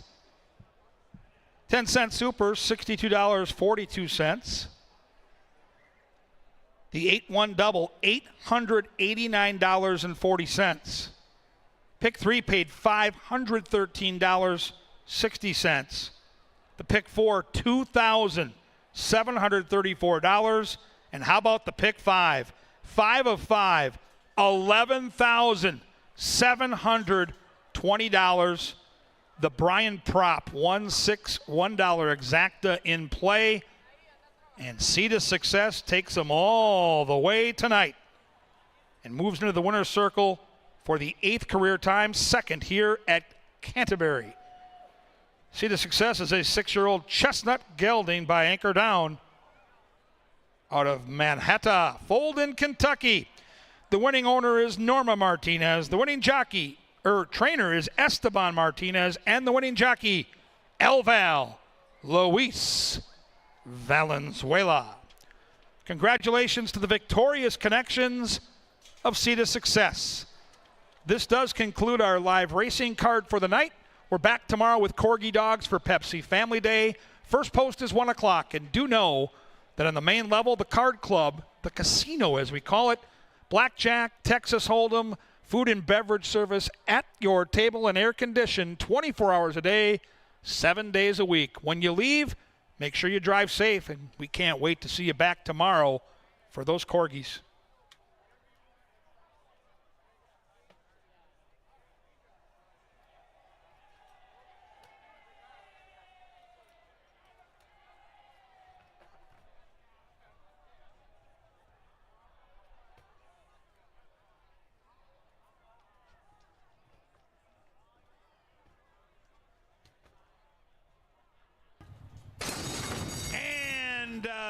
They're off outside Mr. Chairman's first to flash speed, but there goes Sea to Success, who leads it by just a half. Bay Boss going to run with that one along with Deflator, and My Crazy Neighbor makes it a 4-pack. Boat Song tracking coyly from 5th. Then it's Mr. Chairman, and at the back of the pack is North Arm Bay. Bay Boss and Sea to Success ping pong on the front. And right now it's Sea to Success by a half. Deflator closer than normal within 2. Boat Song going for a run. In between horses is My Crazy Neighbor. The gray is Mr. Chairman, and North Arm Bay is starting to lengthen his stride. 22-1 for the opening quarter. Luis Valenzuela comfortable on Sea to Success, who's trying to put away Bay Boss and brace for Boat Song, who's charging. And here comes the gray Mr. Chairman up the inside, and they charge down that Canterbury stretch with Sea to Success, trying to take them all the way. Sea to Success still there, and now Sea to Success is getting away. Sea to Success in front.